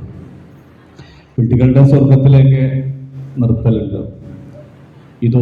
ഇതാണോ സ്ത്രീ ശരീരത്തെ കുറിച്ചുള്ള, ഇതാണോ വിട്ടികളുടെ സ്വർഗം? പട്ടിണി ഒക്കെയാണ് വിഷയം. ഒരുപാട് കാര്യങ്ങളുണ്ട് ബഷീറിൻ്റെ, ഒരുപാട് ചോദ്യങ്ങളുണ്ട്. ഈ മരണത്തിൻ്റെ നിഴലുകൾ എന്നുള്ള കൃതിയിലാണ് തോന്നുന്നുണ്ട്. യുദ്ധം വന്നാൽ എങ്ങനെയാണ് പുല്ലിന് വില കൂടുക എന്നുള്ള ചില രാഷ്ട്രീയ ചോദ്യങ്ങളുണ്ട്. ഇപ്പോൾ അടുത്ത കാലത്തല്ല, കുറച്ച് മുൻപ് മാതൃഭൂമി ആഴ്ച പതിപ്പിൽ ഒരു ചർച്ച, കുറച്ച് കാലം മുൻപാണ് കേട്ടോ, ബഷീർ സ്വന്തം സമുദായത്തിലെ പ്രശ്നങ്ങൾ വിലയിരുത്തിയിട്ടുണ്ടോ എന്നുള്ള ചോദ്യം ഒരിക്കലും വളരെ ബാലിശമായിട്ടുള്ള ചോദ്യമാണ്. കാരണം അത് ഇനിയിപ്പോൾ അങ്ങനെ തന്നെ എടുത്തു കഴിഞ്ഞാൽ ബാല്യകാല സഖിയൊക്കെ ശക്തമായിട്ടുള്ള സാമൂഹ്യ വിമർശനം, മതവിമർശനം ഒക്കെ, സ്വന്തം സമുദായത്തോടുള്ള വിമർശനമൊക്കെ ഉണ്ട്. ബാപ്പയുടെ ഗംഭീരമായിട്ടുള്ള വിമർശനമാണ്. ബാപ്പയുടെ ഡയലോഗിലൊക്കെ ഉണ്ട് ഉമ്മയോടുള്ള സംഭാഷണം, സ്വർണ്ണാഭരണം, ഒരുപാട് വിമർശനങ്ങളുണ്ട്. ഇപ്പോൾ പാത്തുമ്മയുടെ ആട് പറ്റി പറയാമോ? ബഷീർ തന്നെ തുടങ്ങുന്നത് പാത്തുമ്മയുടെ ആട് അഥവാ പെണ്ണുങ്ങളുടെ ബുദ്ധി എന്നാണ്. അതിലാ കുടുംബത്തിൽ ആണുങ്ങൾ ഭക്ഷണം കഴിച്ചു കഴിഞ്ഞ് കപ്പ പൊടിച്ചത് കഴിക്കുന്ന പെണ്ണുങ്ങളുടെ അവസ്ഥയൊക്കെ ഗംഭീരമായിട്ട് ഇത്രയും ഇതിനപ്പുറത്തേക്ക് ഇത് അവതരിപ്പിക്കാൻ പറ്റില്ല. എന്നിട്ടും ഇത്തരത്തിലുള്ള ചർച്ചകൾ, ചോദ്യങ്ങൾ ഉണ്ടായിട്ടുണ്ട്. അപ്പോൾ ഇന്നത്തെ കാലം പോലും പര്യാപ്തമാണ്. ഇന്നത്തെ ഇപ്പോൾ ബഷീർ പറഞ്ഞ ഇപ്പോൾ ചിലതൊക്കെ ഇന്നും ആളുകൾ ഉൾക്കൊള്ളും, ചില കാര്യങ്ങൾ അങ്ങനെയാണ്. ഇപ്പം ടൈഗർ എന്ന് പറയുന്ന കഥ ഈ ഭരണകൂടത്തിനെതിരെയുള്ളതാണ്. ഏത് കാലത്തും ആളുകൾ എല്ലാവർക്കും ഉള്ള ഒരു താല്പര്യം ഉണ്ടായതുകൊണ്ട് പിന്നെ അത് ഉൾക്കൊള്ളും. പക്ഷേ ബഷീറിൻ്റെ പല ചോദ്യങ്ങളും ഉൾക്കൊള്ളാൻ ഇന്നത്തെ സമൂഹം പര്യാപ്തമാണോ എന്നുള്ളതാണ്. അതോ കാരശ്ശേരി മാഷ് പറഞ്ഞ പോലെ ഇത് റിവേഴ്സ് ഗിയറിലാണോ പോകുന്നത് എന്നുള്ളത് രണ്ട് കാലവും കൂടി വിലയിരുത്താൻ പറ്റുമോ? അന്ന് ജീവിച്ചിരുന്ന ആ കാലം, എഴുതിയിരുന്ന ആ കാലം, ഇപ്പോഴുള്ള കാലം, ഇത് എങ്ങനെയാണ് ബഷീറൊക്കെ സ്വപ്നം കണ്ടിരുന്ന പോലെ മുന്നോട്ട് തന്നെയാണോ പോകുന്നത്, അതോ കൂടുതൽ സങ്കുചിതമായി കൊണ്ടിരിക്കുകയാണോ എന്നുള്ളതാണ് ചോദ്യം. അത് വളരെ നല്ല ഒരു ചോദ്യമാണ്. അത് താങ്കൾ പറഞ്ഞ പോലെ ഈ ഒരു സമുദായ വിമർശനം ഏറ്റവും കൂടുതലുള്ളത് ബാല്യകാല സഖിയിലല്ല, എൻ്റെ ഉപ്പൊക്കെ ഉണ്ടായിരുന്നു എന്നുള്ളതാണ്. നിസാർ അഹമ്മദ് പറയുന്നത്. നിസാർ അഹമ്മദ് ശരിക്കും, അതായത് മറ്റേ അന്നത്തെ തറവാട് മഹിമ മാത്രം വിളിച്ചു പറയുന്ന ഒരു കാര്യമാണ് എൻ്റെ ഉപ്പ ആൻഡ് എന്നുള്ള വാചകം തന്നെ. അപ്പോൾ അതിൽ നിസാർ അഹമ്മദ് കൃത്യമായിട്ട് സമുദായത്തിനെ വിമർശിക്കുന്നുണ്ട്, സമുദായത്തിലെ ആചാരങ്ങളെ വിമർശിക്കുന്നുണ്ട്. അപ്പോൾ അത് ശരിക്കും ഒരു സമുദായ പരിഷ്കരണ നോവൽ എന്ന രീതിയിലും കൂടി നമുക്കതിനെ കാണാം. അപ്പോൾ വേറെ രീതി. പിന്നെ മറ്റൊരു കൃതി അദ്ദേഹത്തിൻ്റെതായിട്ടുണ്ട്. ഇന്ന് ആ കൃതിയുടെ ആ പേരിട്ടാൽ ഇന്ന് സംഘ് പരിവാർ ഒരു വലിയ അവർ പോലും അംഗീകരിച്ചു. ഇന്നും ആ പുസ്തകം വിൽപ്പന വരുന്നുണ്ട്. ഭഗവത്ഗീത ഒരു കുറെ മുരകൾ പുസ്തകം എങ്ങാനും ഇന്ന് വേറൊരു സാഹിത്യകാരൻ എഴുതിയാൽ നിങ്ങൾക്ക് അറിയോ? പേര് നമ്മൾ പറയാൻ മടിക്കേണ്ടതെന്നാണ് എനിക്ക് തോന്നുന്നത്. ഭഗവത്ഗീതയും ചില മുലകളും എന്ന് തന്നെയാണ് അതിന്റെ പേര്. അത് നമ്മൾ പറയാൻ മടിക്കുന്ന ഒരു കാലഘട്ടത്തിൽ നമ്മൾ പോവുകയാണല്ലേ. നമ്മൾ അതിലാണ് നമുക്ക് നമ്മൾ ഈ അശ്ലീലം എന്ന് പറയുന്ന ഒരു പ്രയോഗം, അശ്ലീലവും എന്താണെന്നുള്ളൊരു വേർതിരിവ് എവിടെയോ വെച്ച് നമുക്ക് വിദ്യാഭ്യാസം കൂടിയപ്പോൾ നഷ്ടപ്പെട്ടു. അന്നത്തെ കാലത്ത് വിദ്യാഭ്യാസം കുറവായിരുന്നു, എന്നിരുന്നാലും സഹിഷ്ണുത ജനങ്ങൾക്ക് വളരെയധികം ഉണ്ടായിരുന്നു. ഇന്ന് വിദ്യാഭ്യാസം ഏറെയാണ്. ഇന്നിപ്പോൾ ഇതിനെ ഇറങ്ങുന്ന നിങ്ങൾ അറിയണം, നിങ്ങൾ ഈ അൽ ഖൈദക്കും അൽ-ഉമ്മയ്ക്കും അല്ലെങ്കിൽ ഈ പറഞ്ഞ പോലെ ബജ്രംഗദളും, ഞാൻ ഈ ഒരു പ്രത്യേക രാഷ്ട്രീയം പറയുന്നില്ല, പക്ഷേ രാഷ്ട്രീയം പറയാതിരിക്കാൻ നിവൃത്തിയില്ല. പ്രത്യേകിച്ച് സർവകലാശാല പോലുള്ള രാഷ്ട്രീയവൽക്കരിക്കപ്പെട്ട ഒരു കാലഘട്ടത്തിൽ രാഷ്ട്രീയം പറയാതെ നിവൃത്തിയില്ല. ഇവരൊക്കെ തലപ്പത്തുള്ള ആൾക്കാരെ നിങ്ങൾ ശ്രദ്ധിച്ചോ? വളരെയധികം ഡോക്ടറേറ്റ് ലഭിച്ച ശാസ്ത്രജ്ഞന്മാർ, അതായത് ആസ്ട്രോഫിസിക്സിലൊക്കെ വലിയ ബിരുദങ്ങളുള്ള ഡോക്ടറേറ്റുള്ള ആൾക്കാരാണ്. ഇതിനൊക്കെ വയ്യാതെ നടന്നിട്ട് നമ്മൾ ഈ ഗോമൂത്രം മറ്റേതാണ് മറിച്ചതാണ് അല്ലെങ്കിൽ അങ്ങനെയാണ് ഇങ്ങനെയാണ് 600-1000 വർഷങ്ങൾക്ക് മുമ്പ് ചെയ്ത ചതി നമുക്കിന്ന് മാറ്റണം. അതായത് 1000 ദിവസം മുമ്പ് അനുഭവിച്ച അല്ലെങ്കിൽ മരിച്ച വ്യക്തികളെയല്ല നമുക്ക് ആവശ്യം. നമുക്ക് 1000 വർഷം മുമ്പ് മരിച്ച വ്യക്തികളും സ്ഥാപനങ്ങളും കണ്ടുപിടിക്കുക, ആ തെറ്റ് തിരുത്താൻ നമുക്ക് 1000 വർഷം മുമ്പത്തെ തെറ്റ് തിരുത്താൻ നമുക്കൊന്ന് 2 ദിവസം മുമ്പ് നമ്മളെ ഭരണകൂടം ചെയ്ത തെറ്റ് തിരുത്താൻ നമുക്കൊരു ആവശ്യമില്ല. അത് മറവിയിലേക്ക് കൊണ്ടുവരാൻ വേണ്ടിയിട്ടുള്ള ഒരു ശ്രമമാണ് നമ്മൾ ഈ ഖനനം, ഈ ആർക്കിയോളജിക്കൽ സർവേ ഓഫ് ഇന്ത്യ എന്ന് പറയുന്ന സ്ഥാപനം വെച്ചിരുന്ന മറ്റ് കേന്ദ്ര ഗവൺമെൻറ്റും മറ്റ് ഏജൻസികളൊക്കെ ചെയ്യുന്നത്. അതിനെ വളം വെക്കാൻ വേണ്ടിയിട്ട് എന്ത് ചെയ്യുന്നു? ഇവിടെ കേരളത്തിലത്തെ മറ്റ് സമുദായത്തിലെ തീവ്രവാദികൾ അതിന് കൃത്യമായിട്ട് ഇവർ രണ്ട് പരസ്പര പൂരങ്ങളാണ്. ഇവരൊക്കെ ഒരമ്മ പറ്റ മക്കളാണ്. നിങ്ങൾ മനസ്സിലാക്കണം. ഒരിക്കലും RSSO ഈ മറ്റുള്ള കൃത്യമായി ഞാൻ രാഷ്ട്രീയം പറയുകയാണ്, പോപ്പുലർ ഫ്രണ്ടോ ഒന്നും രണ്ട് സംഘടനയില്ല. അതിൻ്റെയൊക്കെ നിങ്ങൾ ഗ്രാസ് റൂട്ട്, അതിൻ്റെ ആ വേരുകളിലേക്ക് ചകഞ്ഞ് വലിച്ചു വെച്ചാൽ അവിടെ എത്തുമ്പോൾ മനസ്സിലാക്കും രണ്ടും ഒരിടത്തു നിന്ന് തന്നെയാണ് വരുന്നത്. അതറിയാതെ നമ്മൾ എന്തൊക്കെയോ ചെയ്ത് നമ്മുടെ സഹോദരനെ, നമ്മുടെ ഏറ്റവും അയൽപക്കം, നമുക്ക് തൊട്ട് ദിവസം മുമ്പ് നമുക്ക് ഭക്ഷണം തന്ന അയൽവാസിയെ കൊല്ലുകയാണ്. അങ്ങനെയാണ് കാലഘട്ടം. അപ്പോൾ സഹിഷ്ണുത, നമുക്ക് വിദ്യാഭ്യാസം കൂടിയപ്പോൾ നമുക്ക് സഹിഷ്ണുത നഷ്ടപ്പെട്ടു. വിദ്യാഭ്യാസമില്ലാത്ത കാലത്ത് വളരെ സഹിഷ്ണുത കൂടിയ ഒരു ഭാരതമായി നമ്മൾ കണ്ടിരുന്നത്. ഇന്ന് നമുക്ക് ആ ഭാരതത്തിനെ നമുക്ക് കാണാൻ കഴിയുമെന്ന് അറിയില്ല. അത് തിരിച്ചു വരാനാണ് ഞാൻ എന്നെ പോലുള്ള ആൾക്കാർ ആഗ്രഹിക്കുന്നത്. അത് കാരശ്ശേരി മാഷ് പറഞ്ഞ പോലെ റിവേഴ്സ് ഗിയറിൽ പോവുകയാണെങ്കിൽ ഇന്ന് ബഷീറിന് ഒരിക്കലും ചിലപ്പോൾ അതുപോലെ എഴുതാൻ പറ്റിയിരുന്നില്ല. ആ കാലഘട്ടം മാറിപ്പോയി. ആ കാലഘട്ടം തിരിച്ചു പിടിക്കുക എന്നതാണ് ഇപ്പോൾ യുവതലമുറ ചെയ്യേണ്ടത്. അവരുടെ ചിന്ത, അതായത് നിങ്ങളുടെ ചിന്ത ഒരിക്കലും നിങ്ങൾ പണയപ്പെടുന്നത്. എന്നോട് അച്ഛൻ പറഞ്ഞ രാഷ്ട്രീയത്തിൽ ഇറങ്ങിയപ്പോൾ ഞാൻ നീ 12 വയസ്സിൽ ഞാൻ രാഷ്ട്രീയ പ്രവർത്തനം തുടങ്ങി. അപ്പോൾ എന്നെ വെച്ച് നീ ഈ രാഷ്ട്രീയ പാർട്ടി ചേർന്നത് അല്ലെങ്കിൽ പ്രവർത്തനം തുടങ്ങിയത് ആര് പറഞ്ഞിട്ടാണ്? അപ്പോൾ ഞാൻ തിരിച്ച് ചോദിച്ചു, 8ാം വയസ്സിൽ ടാറ്റ ഇറങ്ങിയിട്ടില്ലേ രാഷ്ട്രീയത്തിൽ? 10-ാം വയസ്സെത്തിയപ്പം ഗാന്ധിയെ തൊട്ടു അല്ലേ? അപ്പം 18-ാം വയസ്സായപ്പോൾ 14-ാം വയസ്സായി. അപ്പോൾ അതിൽ താങ്കളുടെ ഉള്ളിൽ കൃത്യമായ രാഷ്ട്രീയം ഉണ്ടായിരുന്നില്ലേ? ടാറ്റ പിന്നെ എന്നെ ഓക്കെ ഇത് എനിക്ക് കേട്ടാൽ മതി, ഞാൻ വിചാരിച്ചത് മറ്റാരെയോ നിൻ്റെ ബുദ്ധി ഹൈജാക്ക് ചെയ്ത് നീ തുടങ്ങിയതാണ് രാഷ്ട്രീയം. അതിനുശേഷം ടാറ്റ എൻ്റെ രാഷ്ട്രീയത്തിൽ നിരോധിച്ചില്ല. ടാറ്റ രാഷ്ട്രീയത്തിൽ ഭയങ്കര ശക്തമായിട്ട് രാഷ്ട്രീയത്തിൽ ഇറങ്ങാൻ ബുദ്ധിമുട്ടാണ്. അന്നത്തെ എൻ്റെ കാലഘട്ടം വരുമ്പോഴത്തേക്ക് അക്രമ രാഷ്ട്രീയത്തിൻ്റെ വിദ്യാർത്ഥി രാഷ്ട്രീയ അക്രമ രാഷ്ട്രീയത്തിലേക്ക് നീങ്ങിക്കൊണ്ടിരിക്കുന്ന കാലഘട്ടം കൂടിയായിരുന്നു ഞാനൊക്കെ പഠിച്ചിരുന്ന കാലത്തിൽ. അപ്പോൾ അത് ടാറ്റ ബന്ധിപ്പിച്ചു. കാരണം ഏക മകനാണ്. അപ്പോൾ ടാറ്റയ്ക്ക് നല്ല പേടിയുണ്ടായിരുന്നു ഈ മകന് വരെ സംഭവിക്കുന്നു. അപ്പോൾ ടാറ്റ പക്ഷേ എൻ്റെ തീരുമാനം ശക്തമായതുകൊണ്ട് പക്ഷേ 19-ാം വയസ്സിൽ ഞാൻ നിർത്തി, സജീവ രാഷ്ട്രീയം നിർത്തി. പക്ഷെ വായന ആ ഒരു ആശയം ചിലപ്പോൾ നമ്മുടെ ഉള്ളിൽ ഉണ്ടാവുമായിരിക്കും, പക്ഷേ സജീവ രാഷ്ട്രീയം നിർത്തി. പിന്നെ വായനയിലൂടെ മനസ്സിലാക്കാൻ തുടങ്ങി എന്താ കാര്യം എന്താ കാര്യം രണ്ടും. ഇത് എനിക്ക് കൃത്യമായിട്ട് മനസ്സിലാക്കാം ആരാണ് തെറ്റുകാർക്ക് നമുക്ക് കൃത്യമായിട്ട്, പക്ഷെ നമുക്ക് പറയാൻ കഴിയില്ല. കാരണം അത് ആ രീതിയിലാണ് ഇന്ന് ഭാരതത്തിൻ്റെ പോക്ക്. നമുക്ക് തെറ്റെന്താണെന്ന് കൃത്യമായിട്ട് അറിയുമെങ്കിലും നമുക്കത് പറയാൻ പറ്റില്ല. ആ രീതിയിൽ ജുഡീഷ്യറിയെ വരെ നമ്മളെ മറ്റേ ഈ ഭരണകൂടത്തിൻ്റെ പോക്കറ്റിൽ എത്തിക്കഴിഞ്ഞു. ഇന്ത്യൻ ജുഡീഷ്യറി, സുപ്രീം കോടതികൾ പോലും അത് കൃത്യമായിട്ട് പറയാം. എന്നെ ജയിലിൽ അടയ്ക്കാൻ അത് മാത്രം മതി, ഈ ഒരു വാചകം മാത്രം മതി. എന്നിരുന്നാലും പറയാതിരിക്കാൻ പറ്റില്ല. നിങ്ങൾ അറിയാമല്ലോ, നിങ്ങൾ ബാബരി മസ്ജിദ് വിധിയിൽ സുപ്രീം കോടതി ഹൈക്കോടതി ചെയ്തത് എന്തെന്നും അയാൾ പിന്നീട് എന്തായെന്നും അയാൾ എവിടെ എത്തിയെന്നും ഒക്കെ നമുക്ക് കൃത്യമായിട്ട് അറിയാം. അതിൽ കൃത്യമായ രാഷ്ട്രീയമുണ്ട്. അപ്പോൾ എല്ലാ സുപ്രീം കോടതി ജഡ്ജിമാരൊന്നും രാഷ്ട്രീയ കക്ഷി പ്രമുഖ രാഷ്ട്രീയ കക്ഷിയുടെ പോക്കറ്റിൽ തന്നെയാണ്. നമുക്ക് എന്തോ ഭാഗത്തിൽ കുറേ വിധികൾ നല്ലത് കിട്ടുന്നുണ്ട് എന്ന് നമുക്ക് ആശ്വസിക്കാം. മറ്റ് വനിതകളുടെ ഭാഗത്തുനിന്ന് ആരെങ്കിലും ഉണ്ടെങ്കിൽ നമുക്ക് നലോണിയായി പറഞ്ഞു. സാർ നമസ്കാരം. ഞാൻ ഏറ്റവും കൂടുതൽ ചെറുപ്പത്തിൽ തന്നെ ഇഷ്ടപ്പെട്ടു തുടങ്ങിയ എഴുത്തുകാരനാണ് ബഷീർ. ഞാനൊരു കോഴിക്കോടുകാരി ആയതുകൊണ്ട് തന്നെ ബഷീർ സാറിനെ എനിക്ക് ഈ ഒരു വേദിയിൽ ഒന്ന് രണ്ട് വാക്ക് പറയാതിരിക്കാൻ പറ്റില്ല. ഉമ്മ ഞാൻ ഗാന്ധിനെ തൊട്ടു എന്ന് പറഞ്ഞ ആ ഒരു സന്തോഷത്തോടു കൂടിയിട്ട് എനിക്ക് എൻ്റെ വീട്ടിൽ ചെന്ന് പറയാം ഞാൻ വൈക്കം മുഹമ്മദ് ബഷീറിൻ്റെ മകനെ നേരിൽ കണ്ടു എന്ന്. വളരെ സന്തോഷത്തോടു കൂടി തന്നെയാണ് ഇരിക്കുന്നത്. ഞാൻ ആദ്യമായിട്ട് മുഴുവനായിട്ട് വായിച്ച ഇത് പത്തുമയുടെ ആടാണ്. അത് ടീച്ചർ കുറച്ചായിട്ട് വായിച്ച് തരുന്ന സമയത്ത് ക്ലാസ് എടുക്കുമ്പോൾ ഞാനത് ഒറ്റയ്ക്ക് ഇരുന്ന് മുഴുവനായിട്ട് വായിച്ചു തീർത്തു. അത് അതേ താളത്തോടുകൂടി ആ കഥാപാത്രങ്ങളുടെ സംഭാഷണങ്ങളോട് കൂടിയിട്ട് ആ ലാഘവത അത് എൻ്റേതായിട്ടുള്ള ഒരു വികാരത്തോടു കൂടി എടുത്ത് എൻ്റെ അമ്മയ്ക്കും വീട്ടുകാർക്കൊക്കെ ഞാൻ വായിച്ചു കൊടുത്ത ആളാണ്. എൻ്റെ മക്കൾക്ക് ഞാൻ ആദ്യമായിട്ട് എടുത്തു കൊടുത്ത നോവലും പത്തുമയുടെ ആട് തന്നെയാണ്. അപ്പോൾ അതുകൊണ്ട് തന്നെ എനിക്ക് അത്രയും വളരെ എൻ്റെ ജീവിതത്തിൽ എന്നെ സ്വാധീനിച്ച ഒരു എഴുത്തുകാരനാണ് ഉപ്പച്ചിയെന്ന് എനിക്ക് പറയാം. പിന്നെ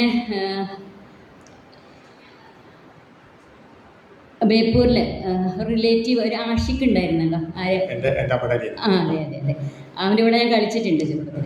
എൻ്റെ റിലേറ്റീവ് ഉണ്ടായിരുന്നു അവിടെ, അവിടെ വന്നു. അത്ര അനുഭവങ്ങളാണ്. പിന്നെ ഒരു മനുഷ്യൻ എന്നുള്ളതിൽ ആ ഒരു മാനവികത വെളിപ്പെടുത്തുന്നത്, അങ്ങനെ ഒത്തിരി എല്ലാം തന്നെ പറയാൻ പറ്റുന്നില്ല. എന്നാലും അത്രയും എന്നെ ഹൃദയത്തെ അത്രയും തൊട്ട ഒരു കഥാകാരനാണ്, എഴുത്തുകാരനാണ്. സാറിനും ഒരുപാട് ഭാവുകങ്ങൾ. വളരെ ഒരു മനുഷ്യനെ കൃത്യമായിട്ട് പറയുകയാണെങ്കിൽ ഞാൻ പറഞ്ഞു, അദ്ദേഹം പറയുന്നില്ല പേര്, എനിക്ക് പേരില്ല എന്ന് പറയുമ്പോൾ എന്നാൽ ദയ എന്നായിരിക്കും നിങ്ങളുടെ പേരെന്ന് പറയുന്നില്ല. ഒരു സൂഫി ഒരു ടച്ചാണ്, സൂഫി ചിന്താഗതിയാണ് വരുന്നത്. തന്നെ ദ്രോഹിച്ചവരോട് പോലും സ്നേഹിക്കുന്ന അല്ലേ, നമ്മളെ ദ്രോഹിച്ചവരോട് പോലും സ്നേഹിക്കുന്ന ഒരു രീതി, അത് ഇങ്ങനെ സാധാ മനുഷ്യർക്ക് കഴിയുന്നൊരു കഴിവല്ല എനിക്ക് തോന്നുന്നത്. ഒരു സൂഫി മെൻറ്റാലിറ്റിയിൽ ജീവിക്കുന്ന ആൾക്കാർക്ക് നമുക്ക് അങ്ങനെ ഒരു ഇത് വരുള്ളൂ, ഒരു ആ സമയത്ത് അങ്ങനെ പറയാൻ കഴിയും. നമസ്കാരം സാർ, എൻ്റെ പേര് സ്വപ്ന. ഇങ്ങനെ മലയാള സർവകലാശാല ബഷീർ ദിനങ്ങൾ പറഞ്ഞിട്ട് ഒരാഴ്ച കാലയോളം ഇങ്ങനെ ഇത്രയും നല്ലൊരു പ്രോഗ്രാം വെച്ചതിനും പിന്നെ അന്യ സാറിനെ കാണാൻ പറ്റിയതിനും ഒത്തിരി സന്തോഷം. എന്താ പറയുക, നമ്മുടെയൊക്കെ ജീവിതത്തിൽ ബഷീർ എന്ന് പറഞ്ഞ ഒരു വികാരമാണ്.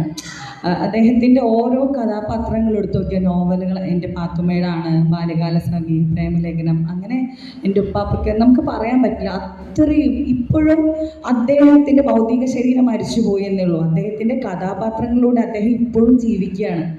അതായത് ഇപ്പോൾ പാത്തുമ്മയുടെ ആട് 10ാം ക്ലാസ്സിൽ പഠിക്കുന്ന സമയത്തായിരുന്നു. അന്നൊക്കെ എന്ന് വെച്ചാൽ ഒരു 15 അധ്യായമൊക്കെ ഒരുമിച്ചിട്ട് അങ്ങനെ വലിയൊരു ടെക്സ്റ്റാണ്. പക്ഷേ ഇപ്പൊക്കെയാണ് ചെറിയ ചെറിയ ഭാഗങ്ങളായിട്ട്. അന്നൊക്കെ ടീച്ചർ ക്ലാസ്സിൽ എടുക്കുമ്പോൾ ബഷീറിനോടുള്ളൊരു ആരാധന കൂടിയാണ് ഞാൻ മലയാളത്തിലേക്ക് വന്നത്. സത്യം പറഞ്ഞാൽ അദ്ദേഹത്തിൻ്റെ കഥാപാത്രങ്ങൾ ശരിക്കും നമ്മൾ ജീവിക്കുകയാണ് അല്ലേ. എന്താ പറയുക, അതിൽ ഓരോ കഥാപാത്രങ്ങളോടും നമ്മളെ തുടിക്കുന്നൊരു ഹൃദയമുണ്ട് അതിൽ. ഏത് സാധാരണക്കാരനും മനസ്സിലാക്കുന്ന ഭാഷയിൽ എത്ര ലളിതമായ രീതിയിലാണ് അല്ലേ ഓരോ പ്രയോഗങ്ങളും. അത് നമ്മുടെ വളരെ എന്താ പറയുക ഹൃദയം തൊട്ട് നിൽക്കുന്ന ഒന്ന് തന്നെയാണ്. പിന്നെ ഞാൻ ഡിഗ്രിക്കുള്ള പ്രൊജക്ട് ഡെസർട്ടേഷനും ബഷീറിൻ്റെ കൃതികളിലെ ബാല്യാവിഷ്കാരം പറഞ്ഞിട്ട് ഞാൻ ചെയ്തിട്ടുണ്ടായിരുന്നു.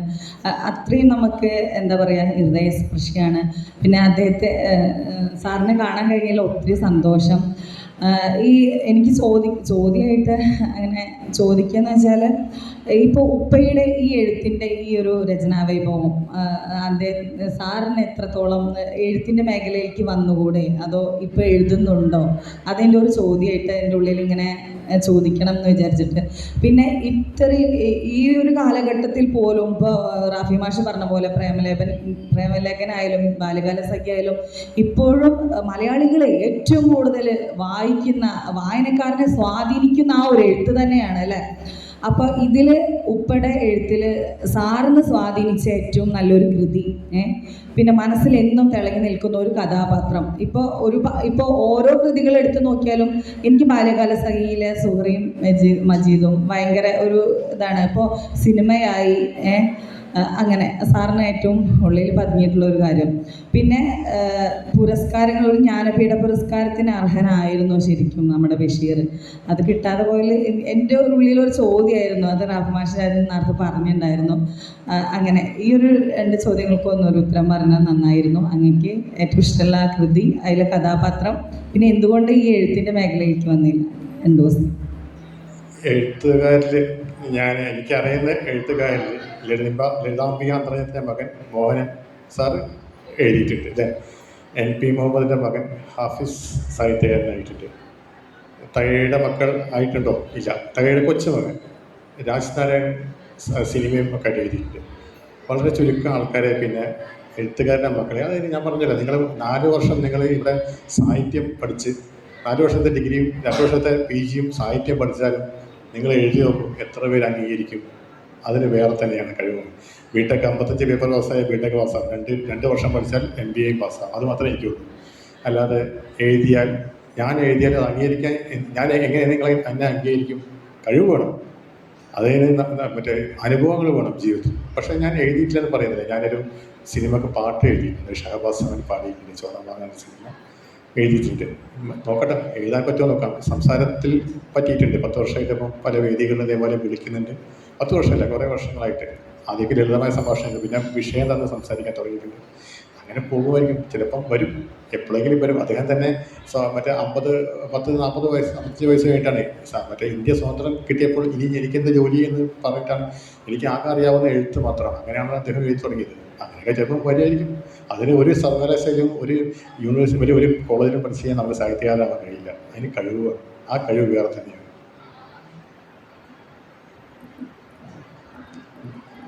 പക്ഷേ നല്ല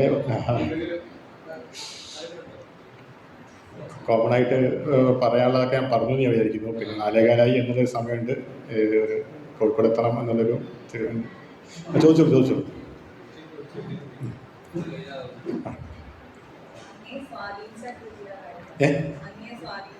സ്വാധീനിച്ച അത് ഞാൻ പറഞ്ഞില്ല. അതൊരു ചോദ്യം എല്ലായ്പ്പോഴും ചോദിക്കുന്നതാണ്. ഇപ്പം മറ്റേ താങ്കളുടെ വീട്ടിലും എത്ര പേരുണ്ട് എന്ന് എനിക്കറിയില്ല. എത്ര പേരുണ്ട് വീട്ടിൽ അച്ഛനമ്മയ്ക്ക് എത്ര പേരുണ്ട്? 5 പേരുണ്ട് അല്ലേ. അതിൽ 5 പേരിലും അച്ഛനമ്മമാർക്ക് ഏറ്റവും ഇഷ്ടപ്പെട്ട കുട്ടി ആരാണെന്ന് ചോദിച്ചാൽ അല്ലേ, നിങ്ങളുടെ മേഖലയിൽ അച്ഛനമ്മക്ക് ഇഷ്ടമാണ് അല്ലേ. നിങ്ങളുടെ അനിയത്തിയെ അല്ലെങ്കിൽ നിങ്ങളുടെ ഏടത്തിയെ നിങ്ങളുടെ ഏടത്തിയെ. ഇപ്പം പാത്തുമ്മയുടെ ആടിലെ ഖദീജയും പാത്തുമ്മയും അല്ല, എൻ്റെ കുടുംബത്തിലെ കുഞ്ഞു പാത്തുമ്മയും നിസാർ അഹമ്മദും. അതല്ല ബാല്യകാലസഖിയിലെ മജീദും സുഹറയും. ഭൂമിയുടെ അവകാശികളിലേക്ക് വരുമ്പോൾ പാമ്പും പഴുതാരയും വവ്വാലും. അപ്പോൾ ഓരോ മേഖല നമുക്ക് ഈ കൃതികളെ നമുക്ക് ഇങ്ങനെ ഓരോ മേഖലയിലേക്ക് ഇങ്ങനെ കൃത്യമായിട്ട് എടുത്തു വെക്കാം. ശബ്ദങ്ങളിലെ പട്ടാളക്കാരൻ ഉൾപ്പെടെയുള്ള കഥാപാത്രങ്ങൾ നമുക്ക് കൃത്യമായ ഓരോരോ തട്ടിലേക്ക് എടുത്തു വെച്ച് കഴിഞ്ഞാൽ ആ തട്ടിൽ ഞാൻ പിന്നെ മറ്റൊരു പുസ്തകം അതിനെ താരതമ്യം ചെയ്യാൻ വിചാരിച്ചിട്ട് എനിക്ക് കഴിഞ്ഞില്ല. അതുകൊണ്ട് അതത് മേഖലയിൽ അതത് കൃതികളെ എനിക്ക് ഇന്നും ഇഷ്ടമാണ്. പക്ഷെ പൊതുവെ പറഞ്ഞാൽ നിൽക്കുന്ന കഥ എനിക്ക് തോന്നുന്നത് ഭൂമിയുടെ അവകാശികൾ തന്നെയാണ്. അത് ഈ പ്രപഞ്ചം ഉണ്ടാകുന്നിടത്തോളം അതിന് റെലവൻസ് ഉണ്ട്. എന്ന് പ്രപഞ്ചം നശിക്കുന്നോ അന്ന് മാത്രമേ ഭൂമിയുടെ അവകാശികളിലുള്ള ചോദ്യങ്ങൾ ഈ പ്രപഞ്ചത്തിൽ ഇല്ലാതാകുന്നത്. അപ്പോൾ അതിൻ്റേതായ ഒരു പ്രത്യേകത, അതിൻ്റെതായ ഒരു ഇത്, അതൊരു വളരെ ചെറിയ കൃതിയാണ്. പക്ഷേ ഇന്ന് കാർബൺ എമിഷനും നമ്മുടെ ആരാണ് ഏറ്റവും കൂടുതൽ പ്രൊഡ്യൂസ് ചെയ്യുന്നത് എന്നുള്ള തർക്കങ്ങൾ ഈ വികസിത രാജ്യങ്ങളൊക്കെ തുടങ്ങിയിട്ട് ഒരു 10 വർഷമായിട്ടുള്ളൂ. ഈ കൃതി എഴുതിയിട്ട് 60 വർഷമായി. അപ്പോൾ അതെന്ന് വെച്ചാൽ അതിൻ്റെ 50 വർഷം മുമ്പ് അദ്ദേഹം അത് കണ്ടിരുന്നുള്ളതാണ്. അതായത് ഒരു വലിയ ഒരു മറ്റേ ദർശിയായ ഒരാൾക്ക് മാത്രമേ അങ്ങനെ ഒരു കാര്യം ഇനി ഇങ്ങനെയൊക്കെ വരുന്നുണ്ട്, ഈ മൃഗങ്ങൾ പല എല്ലാവരെയും നമ്മൾ ചേർത്ത് പിടിച്ചിട്ടില്ലെങ്കിൽ ഈ ഭൂമി ഇല്ലാതാവും എന്നുള്ള ഒരു ദർശനം അന്നേ ഉള്ളിൽ കണ്ട ഒരാളാണ്. അപ്പോൾ ആ രീതിയിൽ നോക്കുകയാണെങ്കിൽ ആ നോവലിന് തന്നെയാണ് ഏറ്റവും കൂടുതൽ പ്രസക്തി ലോകത്തുണ്ടാവുന്നത്. നമസ്കാരം, എൻ്റെ പേര് ദൃശ്യ. എനിക്ക് ഒരുപാട് സന്തോഷമുണ്ട്. സാറിൻ്റെ ആദ്യ വാക്കുകളൊന്നും കേൾക്കാൻ കഴിഞ്ഞിട്ടുണ്ടായിരുന്നില്ല. പക്ഷേ സാറിൻ്റെ ഓരോ വാക്കുകളിലും ബഷീറിൻ്റെ ദർശനങ്ങളൊക്കെ ഉണ്ടെന്ന് വളരെ ആത്മാർത്ഥതയോടെ പറയുകയാണ്. എൻ്റെ അഭിപ്രായത്തിൽ ബഷീർ എന്ന് പറയുന്നത് അർത്ഥശൂന്യമായ വരികൾക്കും ചില സന്ദർഭങ്ങളിൽ നമുക്ക് അർത്ഥമുണ്ടെന്ന് ഓർമ്മിപ്പിച്ച എഴുത്തുകാരനാണ്. കാരണം ഒന്നും കൂട്ടിയാൽ ഇമ്മിണി വലിയൊന്നെന്ന് പറയുമ്പോൾ ചെറുപ്പകാലത്തിൽ നമ്മളത് വായിക്കുമ്പോൾ എന്താ അങ്ങനെയെന്ന് ചോദിക്കുമ്പോൾ പോലും പിന്നീട് മനസ്സിലാക്കാൻ പറ്റും അദ്ദേഹം എഴുതിയത് തൻ്റെ ജീവിതമാണെന്നും ജീവിത യാഥാർത്ഥ്യങ്ങളിൽ നിന്നും ജീവിത സത്യങ്ങളിൽ നിന്നുമാണ് ഇത്തരത്തിലുള്ളൊരു ദർശനം നമുക്ക് നൽകുന്നതെന്നും. എൻ്റെ ഒരു അഭിപ്രായത്തിൽ മറ്റൊരു കാര്യം, നമുക്ക് ഇന്നറിയാം ഏത് എഴുത്തുകാരൻ്റെയും വ്യക്തി ജീവിതത്തിലേക്ക് ചൂഴ്ന്നിറങ്ങിക്കഴിഞ്ഞാൽ നമുക്കൊരിക്കലും ഒരു കൃതിയെയും നമുക്ക് പൂർണ്ണമായി ആസ്വദിക്കാൻ കഴിയില്ല. പക്ഷേ നേരെ മറിച്ച് ബഷീറിലേക്ക് വരുമ്പോൾ അദ്ദേഹത്തിൻ്റെ, അതായത് അദ്ദേഹം എന്ന ബഷീർ എന്ന എഴുത്തുകാരനും ബഷീർ എന്ന മനുഷ്യനും ഏറെക്കുറെ ഒന്നായിരുന്നു എന്ന് നമുക്ക് പറയാൻ വേണ്ടി പറ്റും. കാലം എത്ര കഴിഞ്ഞു കഴിഞ്ഞാലും ബഷീറിനെ പോലെ നമുക്ക് ഒരു എഴുത്തുകാരനെയും പറ്റി പറയാൻ പറ്റില്ല. മറ്റൊരു കാര്യം, ഇപ്പോൾ പ്രേമലേഖനം ആയിക്കോട്ടെ, മലയാള സാഹിത്യത്തിന് ജാതിയും മതവും ഒന്നുമില്ലാത്തൊരു മനുഷ്യക്കുഞ്ഞിനെ നൽകിയത് ആകാശമിട്ടായി എന്ന് പറയുന്ന ഒരു മനുഷ്യക്കുഞ്ഞിനെ നൽകിയത് ബഷീറാണ്. അതേപോലെ തന്നെ ശബ്ദങ്ങൾ എന്ന് പറയുന്ന ആ ടൈഗർ എന്ന ഒരു അത്രത്തോളം മനുഷ്യരെ കാണും പ്രാധാന്യം കൊടുത്തുകൊണ്ടാണ് ആ കൃതിയിൽ ടൈഗർ എന്ന നായ ഉള്ളത്. അത് മധ്യവർഗമാണ്. ഏത് കാലത്തെ ഭരണകൂടത്തിൻ്റെ ഇടയിൽ ഒരു മധ്യവർത്തി ഉണ്ടാവും, ഇടനിലക്കാരനുണ്ടാവും, ഒരു ഇന്റർമീഡിയേറ്റർ ഉണ്ടാവും എന്നുള്ളൊരു ഓർമ്മപ്പെടുത്തലാണ്. അദ്ദേഹം സത്യത്തിൽ എൻ്റെ അഭിപ്രായത്തിൽ ഒരു പ്രവാചകനാണ്. മാത്രമല്ല നമുക്കൊരു മനുഷ്യൻ എന്ന് വിളിക്കാൻ പറ്റുന്ന, അല്ലെങ്കിൽ മാനുഷിക മൂല്യങ്ങളുള്ള ഒരു മനുഷ്യൻ എന്ന് വിളിക്കാൻ പറ്റുന്ന ഒരു എഴുത്തുകാരനാണ്. എനിക്ക് ചോദ്യമല്ല ചോദിക്കാനുള്ളത്, കാരണം എന്നെ ഒരു വായനക്കാരിയാക്കിയതില്ലേ, പുസ്തകങ്ങളോടൊരു ഇഷ്ടമുണ്ടാക്കിയതില്ലേ ബഷീർ, വൈക്കം മുഹമ്മദ് ബഷീർ എന്ന എഴുത്തുകാരനും മനുഷ്യനും വഹിച്ച പങ്ക് വളരെ വലുതാണ്. താങ്കളെ ശ്രവിക്കാൻ കഴിഞ്ഞതിൽ ഒരുപാട് സന്തോഷം. ഇപ്പോൾ സാറ് പറഞ്ഞതിന് ഏറ്റവും വലിയൊരു ഇതാണ് നമുക്ക് കഴിവ് വേണം എന്നുള്ളത്. അല്ലാതെ വൈക്കം മുഹമ്മദ് ബഷീറിൻ്റെ മകൻ എന്നൊരു ലേബലിൽ നമുക്കൊരിക്കലും എഴുതാൻ പറ്റില്ല. തൻ്റെ ഉള്ളിൽ ആ എഴുത്തുണ്ടെങ്കിൽ, സർഗശേഷി ഉണ്ടെങ്കിൽ മാത്രമേ നമുക്കൊരു എഴുത്തുകാരനാവാൻ കഴിയുള്ളൂ എന്ന സാറിൻ്റെ ആ ഒരു ചിന്ത തന്നെ വളരെ വലുതാണ്.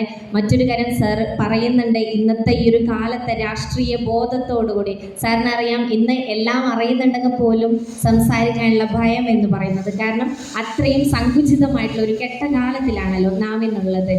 അതുകൊണ്ട് തന്നെ സാറിൻ്റെ ഓരോ വാക്കുകളിലും ബഷീറിൻ്റെ ഓരോ കൃതികളിലുള്ള ദർശനങ്ങളും ഒക്കെയാണ് നമുക്ക് കേൾക്കാൻ കഴിയുമ്പോൾ മനസ്സിലാക്കാൻ കഴിയുന്നത് എന്നൊരു വലിയ സന്തോഷമുണ്ട്. പിന്നെ റാഫി മാഷി ചോദിച്ചൊരു ചോദ്യം ഉണ്ടായിരുന്നു, കാരണം വ്യക്തി ജീവിതമാണ്, നമുക്കൊക്കെ സ്വകാര്യത ഉണ്ടല്ലോ എന്ന്.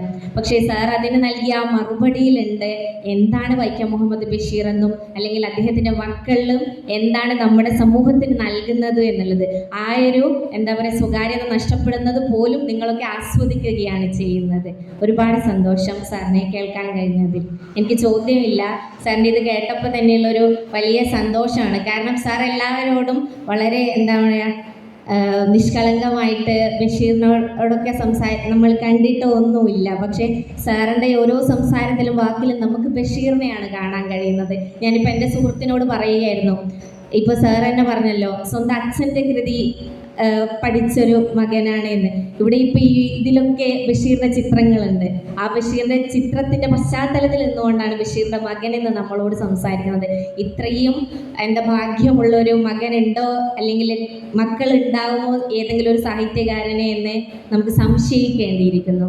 പല എഴുത്തുകാരും എഴുതി തുടങ്ങുമ്പോൾ അല്ലെങ്കിൽ എഴുത്തിലൂടെ തന്നെ മരിക്കുന്നവരുണ്ട്. മരണം എന്ന് പറയുന്നത് ആ പുസ്തകം എവിടെയും കാണാതെ. പക്ഷേ ബഷീറിനെ സംബന്ധിച്ചിടത്തോളം പുരസ്കാരങ്ങളൊന്നും ഇല്ലാതെ തന്നെ നമ്മൾ ഇന്നും ബഷീറിനെ ഓർക്കുന്നു. ഇന്നും പ്രേമലേഖനം, ശബ്ദങ്ങളായിക്കോട്ടെ എല്ലാം ഇന്നും ചർച്ച ചെയ്യുകയാണ് ചെയ്യുന്നത്. അപ്പോൾ അത് തന്നെയല്ലേ ഒരു എഴുത്തുകാരന് കിട്ടുന്ന ഏറ്റവും വലിയ അംഗീകാരം എന്നുകൂടെ ഓർമ്മപ്പെടുത്തുകയാണ്. ഒരുപാട് സന്തോഷം. ഇത് ദൃശ്യ അല്ലേ ഒരു ദൃശ്യ ഞാൻ എൻ്റെ ഈ ചെറിയ സംസാരം അല്ലെങ്കിൽ പ്രഭാഷണം കൃത്യമായിട്ട് സംക്ഷിപ്തപരമായ രൂപത്തിൽ പറഞ്ഞു. വളരെ നന്ദി. കൃത്യമായിട്ടത് പറഞ്ഞു. ഈ സർവകലാശാലയിൽ വളർന്നു വരുന്ന തലമുറ അത് എങ്ങനെയുള്ള എന്നുള്ളൊരു തെളിവ് കൂടിയാണ് ദൃശ്യ. അത് അങ്ങനെ തന്നെ പോട്ടെ എന്ന് ഞാൻ ആശംസിക്കുകയും ചെയ്യും.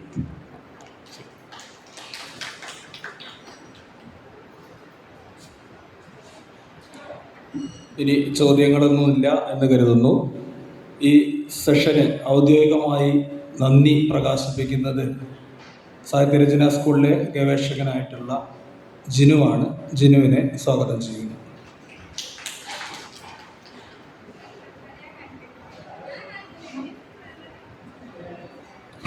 പ്രോഗ്രാമിൻ്റെ അധ്യക്ഷൻ, ആദരണീയനായ നമ്മളുടെ അതിഥി ബഹുമാനപ്പെട്ട അനീസ് ബഷീർ, അധ്യാപകരെ, പ്രിയപ്പെട്ട വിദ്യാർത്ഥി സുഹൃത്തുക്കളെ, അദ്ദേഹം അവിടെ സംസാരിച്ചപ്പോൾ സൂചിപ്പിക്കുകയുണ്ടായി, ബഷീർ നമ്മൾ പല ആവർത്തി വായിച്ചിട്ടുള്ളതാണ്. ഗാന്ധിയെ കാണാൻ പോയിട്ട് ഗാന്ധിയെ തൊട്ടു എന്ന ആഹ്ലാദം പങ്കുവെക്കുന്ന ഒരു മനുഷ്യൻ.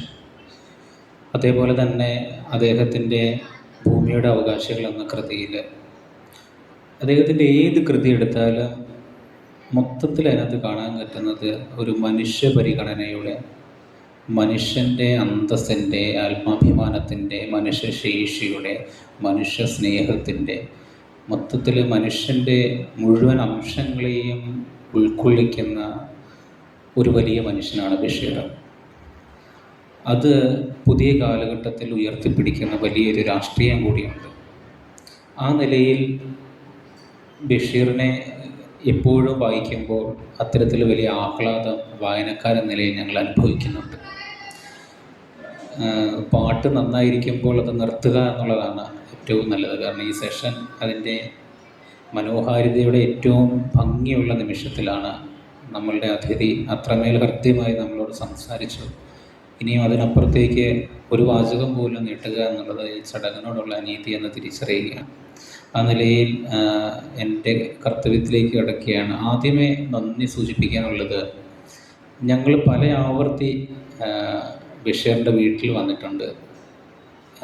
പല ആവർത്തി വരുമ്പോഴും നമ്മളുടെ ഏതോ ഒരു വീട്ടിൽ ചെല്ലുന്ന അനുഭൂതിയാണ് നമ്മളെ സ്വീകരിക്കുന്നത്. ആ വീട്ടുമുറ്റത്ത് നിൽക്കുന്നത്, മാങ്കോസ്ട്രിയുടെ മുറ്റത്ത് നിൽക്കുന്നത്, അവിടെ പരിപാടി നടക്കുമ്പോൾ അവിടെ വരുന്ന അതിഥികളെ അവരെ സ്വാഗതം ചെയ്യുമ്പോഴൊക്കെ, അവസാനം നടന്ന ബഷീർ അനുസ്മരണ ചടങ്ങിൽ പങ്കെടുത്തപ്പോഴൊക്കെ അവിടെ അതിഥികളെ വരുമ്പോഴും ഇങ്ങനെ കാണാൻ ആളുകൾക്ക് വരുമ്പോഴും ഇവർ ഒരേ മട്ടിൽ എല്ലാവരെയും ചേർത്ത് നിർത്തുന്നു. അത് കുടുംബത്തിൻ്റെ ഒരു വലിയ ആതിഥ്യ മര്യാദയുടെ, ബഷീർ ഉയർത്തിപ്പിടിച്ച മനുഷ്യ പരിഗണനയുടെ തുടർച്ചയായിട്ട് അനുഭവപ്പെടുന്നുണ്ട്. നിങ്ങളുടെ കുടുംബം സാഹിത്യ ലോകത്തോട്, സഹൃദയരോട് കാണിക്കുന്ന ചേർത്ത് നിർത്തലിന് കുടുംബത്തോട് ആദ്യമേ ഈ അവസരത്തിൽ എല്ലാവർക്കും വേണ്ടി പരസ്യമായിട്ട് നന്ദി സൂചിപ്പിക്കുന്നു.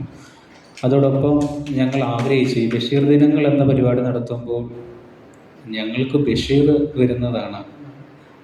ഭൗതികമായ അദ്ദേഹത്തിൻ്റെ സാന്നിധ്യം, അതിന് പകരം വെക്കാൻ പറ്റുന്ന വ്യക്തി ഷാഹനാത്തയും അംഗമാണ്. ഷാഹനാത്തയായിട്ട് നല്ല സൗഹൃദമുണ്ട്.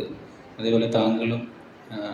അപ്പം നിങ്ങളുടെ രണ്ടുപേരുടെയും മക്കളുടെ സാന്നിധ്യം തീർച്ചയായിട്ടും ആ ഞങ്ങളുടെ പരിമിതിയെ മറികടക്കുന്നതാണ്. ഞങ്ങളുടെ ക്ഷണം സ്വീകരിച്ചതിൽ വന്നതിൽ വലിയ സന്തോഷം. അതിലുപരി ബഷീർ കഥകളിലൂടെ അവതരിപ്പിക്കുന്ന സ്വാഭാവികമായ ജീവിതക്രമങ്ങൾ അവതരിപ്പിക്കുന്ന ഒരു ബഷീർ, ആ ബഷീറിൻ്റെ തുടർച്ച മകൻ്റെ സംസാരത്തിൽ കാണാൻ കഴിഞ്ഞു. അദ്ദേഹമായിട്ടുള്ള അനുഭവങ്ങൾ അധ്യക്ഷൻ സൂചിപ്പിച്ചതുപോലെ അതൊക്കെ ഞങ്ങൾ കാണുകയായിരുന്നു.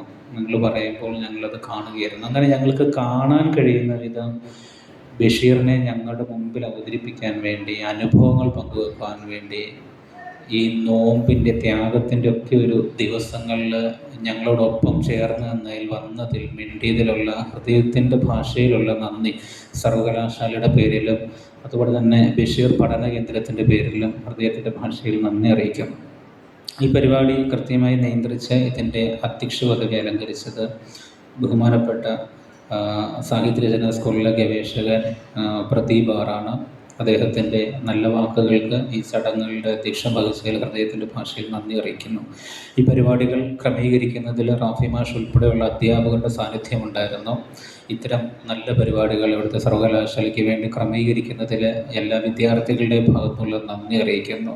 അതോടൊപ്പം ഈ സദസ്യർ താങ്കളെപ്പോലൊരു വലിയ മനുഷ്യർ വരുമ്പോൾ ഇതിൽ വലിയൊരു ക്രൗഡ് ഞങ്ങളുടെയും കൂടെ അഭിമാന പ്രശ്നമാണ്. ഈ സദസ്സിൽ വലിയൊരു എണ്ണക്കുറവുണ്ടെങ്കിലും ഇരുന്നവരെല്ലാം വളരെ ആത്മാർത്ഥമായിട്ട് ഇരുന്ന എന്നുള്ളത് അത് അവരുടെ ചോദ്യമായിട്ട് അഭിപ്രായമായിട്ടൊക്കെ വന്ന അതിൻ്റെ അകത്ത് അത് ബഷീറിനോടുള്ളൊരു ആദരവിൻ്റെ സൂചകമായിട്ട് തോന്നിയിട്ടുണ്ട്. അത് വളരെ ആത്മാർത്ഥമായിട്ട് അവർ ഓരോന്ന് പറയുമ്പോഴും സംശയങ്ങൾ ചോദിക്കുമ്പോഴും പലരും ചോദ്യങ്ങളൊക്കെ ചോദിക്കുമ്പോൾ അവരെ കഥയ്ക്കകത്തൂടെ നടന്നു പോയിക്കൊണ്ട് ചോദിക്കുന്ന അനുഭൂതിയിൽ ചോദിക്കുന്നത്. അപ്പം ആത്മാർത്ഥമായ എണ്ണത്തിൽ കുറവാണെങ്കിലും അതിൻ്റെ കനം കൊണ്ട് പ്രൗഢോജ്വലമായിട്ടുള്ളൊരു സദസ്സായിരുന്നു. ഹൃദയത്തിൻ്റെ ഭാഷയിൽ മുഴുവൻ സമയവും ആത്മാർത്ഥമായി ഇരുന്നതിന് എല്ലാവരെയും ചേർത്ത് വയ്ക്കുന്നു, നന്ദി അറിയിക്കുന്നു. എല്ലാവർക്കും നന്ദി, നമസ്കാരം.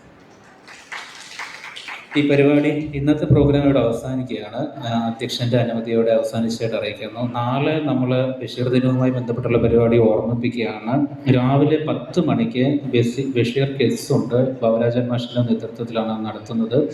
അതേപോലെ തന്നെ ഉച്ചയ്ക്ക് 2 മണിക്ക് ശ്രീലക്ഷ്മി അധ്യക്ഷത വഹിച്ചുകൊണ്ട് PA നാസിമുദ്ദീൻ നമ്മളോട് സംസാരിക്കും. ശിവദത്ത് ഒരു പരിപാടിയിൽ നന്ദി അറിയിക്കുന്നതാണ്. വൈകിട്ട് 7 മണിക്ക് ബഷീറിൻ്റെ പെണ്ണുങ്ങൾ എന്ന നാടകമുണ്ട്. തിയേറ്റർ ക്ലബ്ബാണ് നാടകം സംഘടിപ്പിക്കുന്നത്. നാളെ നടക്കുന്ന ബഷീർ ദിനത്തിൻ്റെ 3 പരിപാടിയിലേക്ക് നിങ്ങളുടെ എല്ലാവരുടെയും സാന്നിധ്യവും അഭ്യർത്ഥിക്കുന്നു. വേദി ഇവിടെ മറ്റേ ഭിന്നശേഷി കുട്ടികൾക്ക് വേണ്ടിയുള്ളൊരു പരിപാടി ഇവിടെ നടക്കുന്നത് കൊണ്ട് നമ്മളുടെ പ്രോഗ്രാം ഭരണവിഭാഗത്തിനടുത്തുള്ള വിചാരശാലയിൽ വെച്ചായിരിക്കും നടക്കുക. Thank you.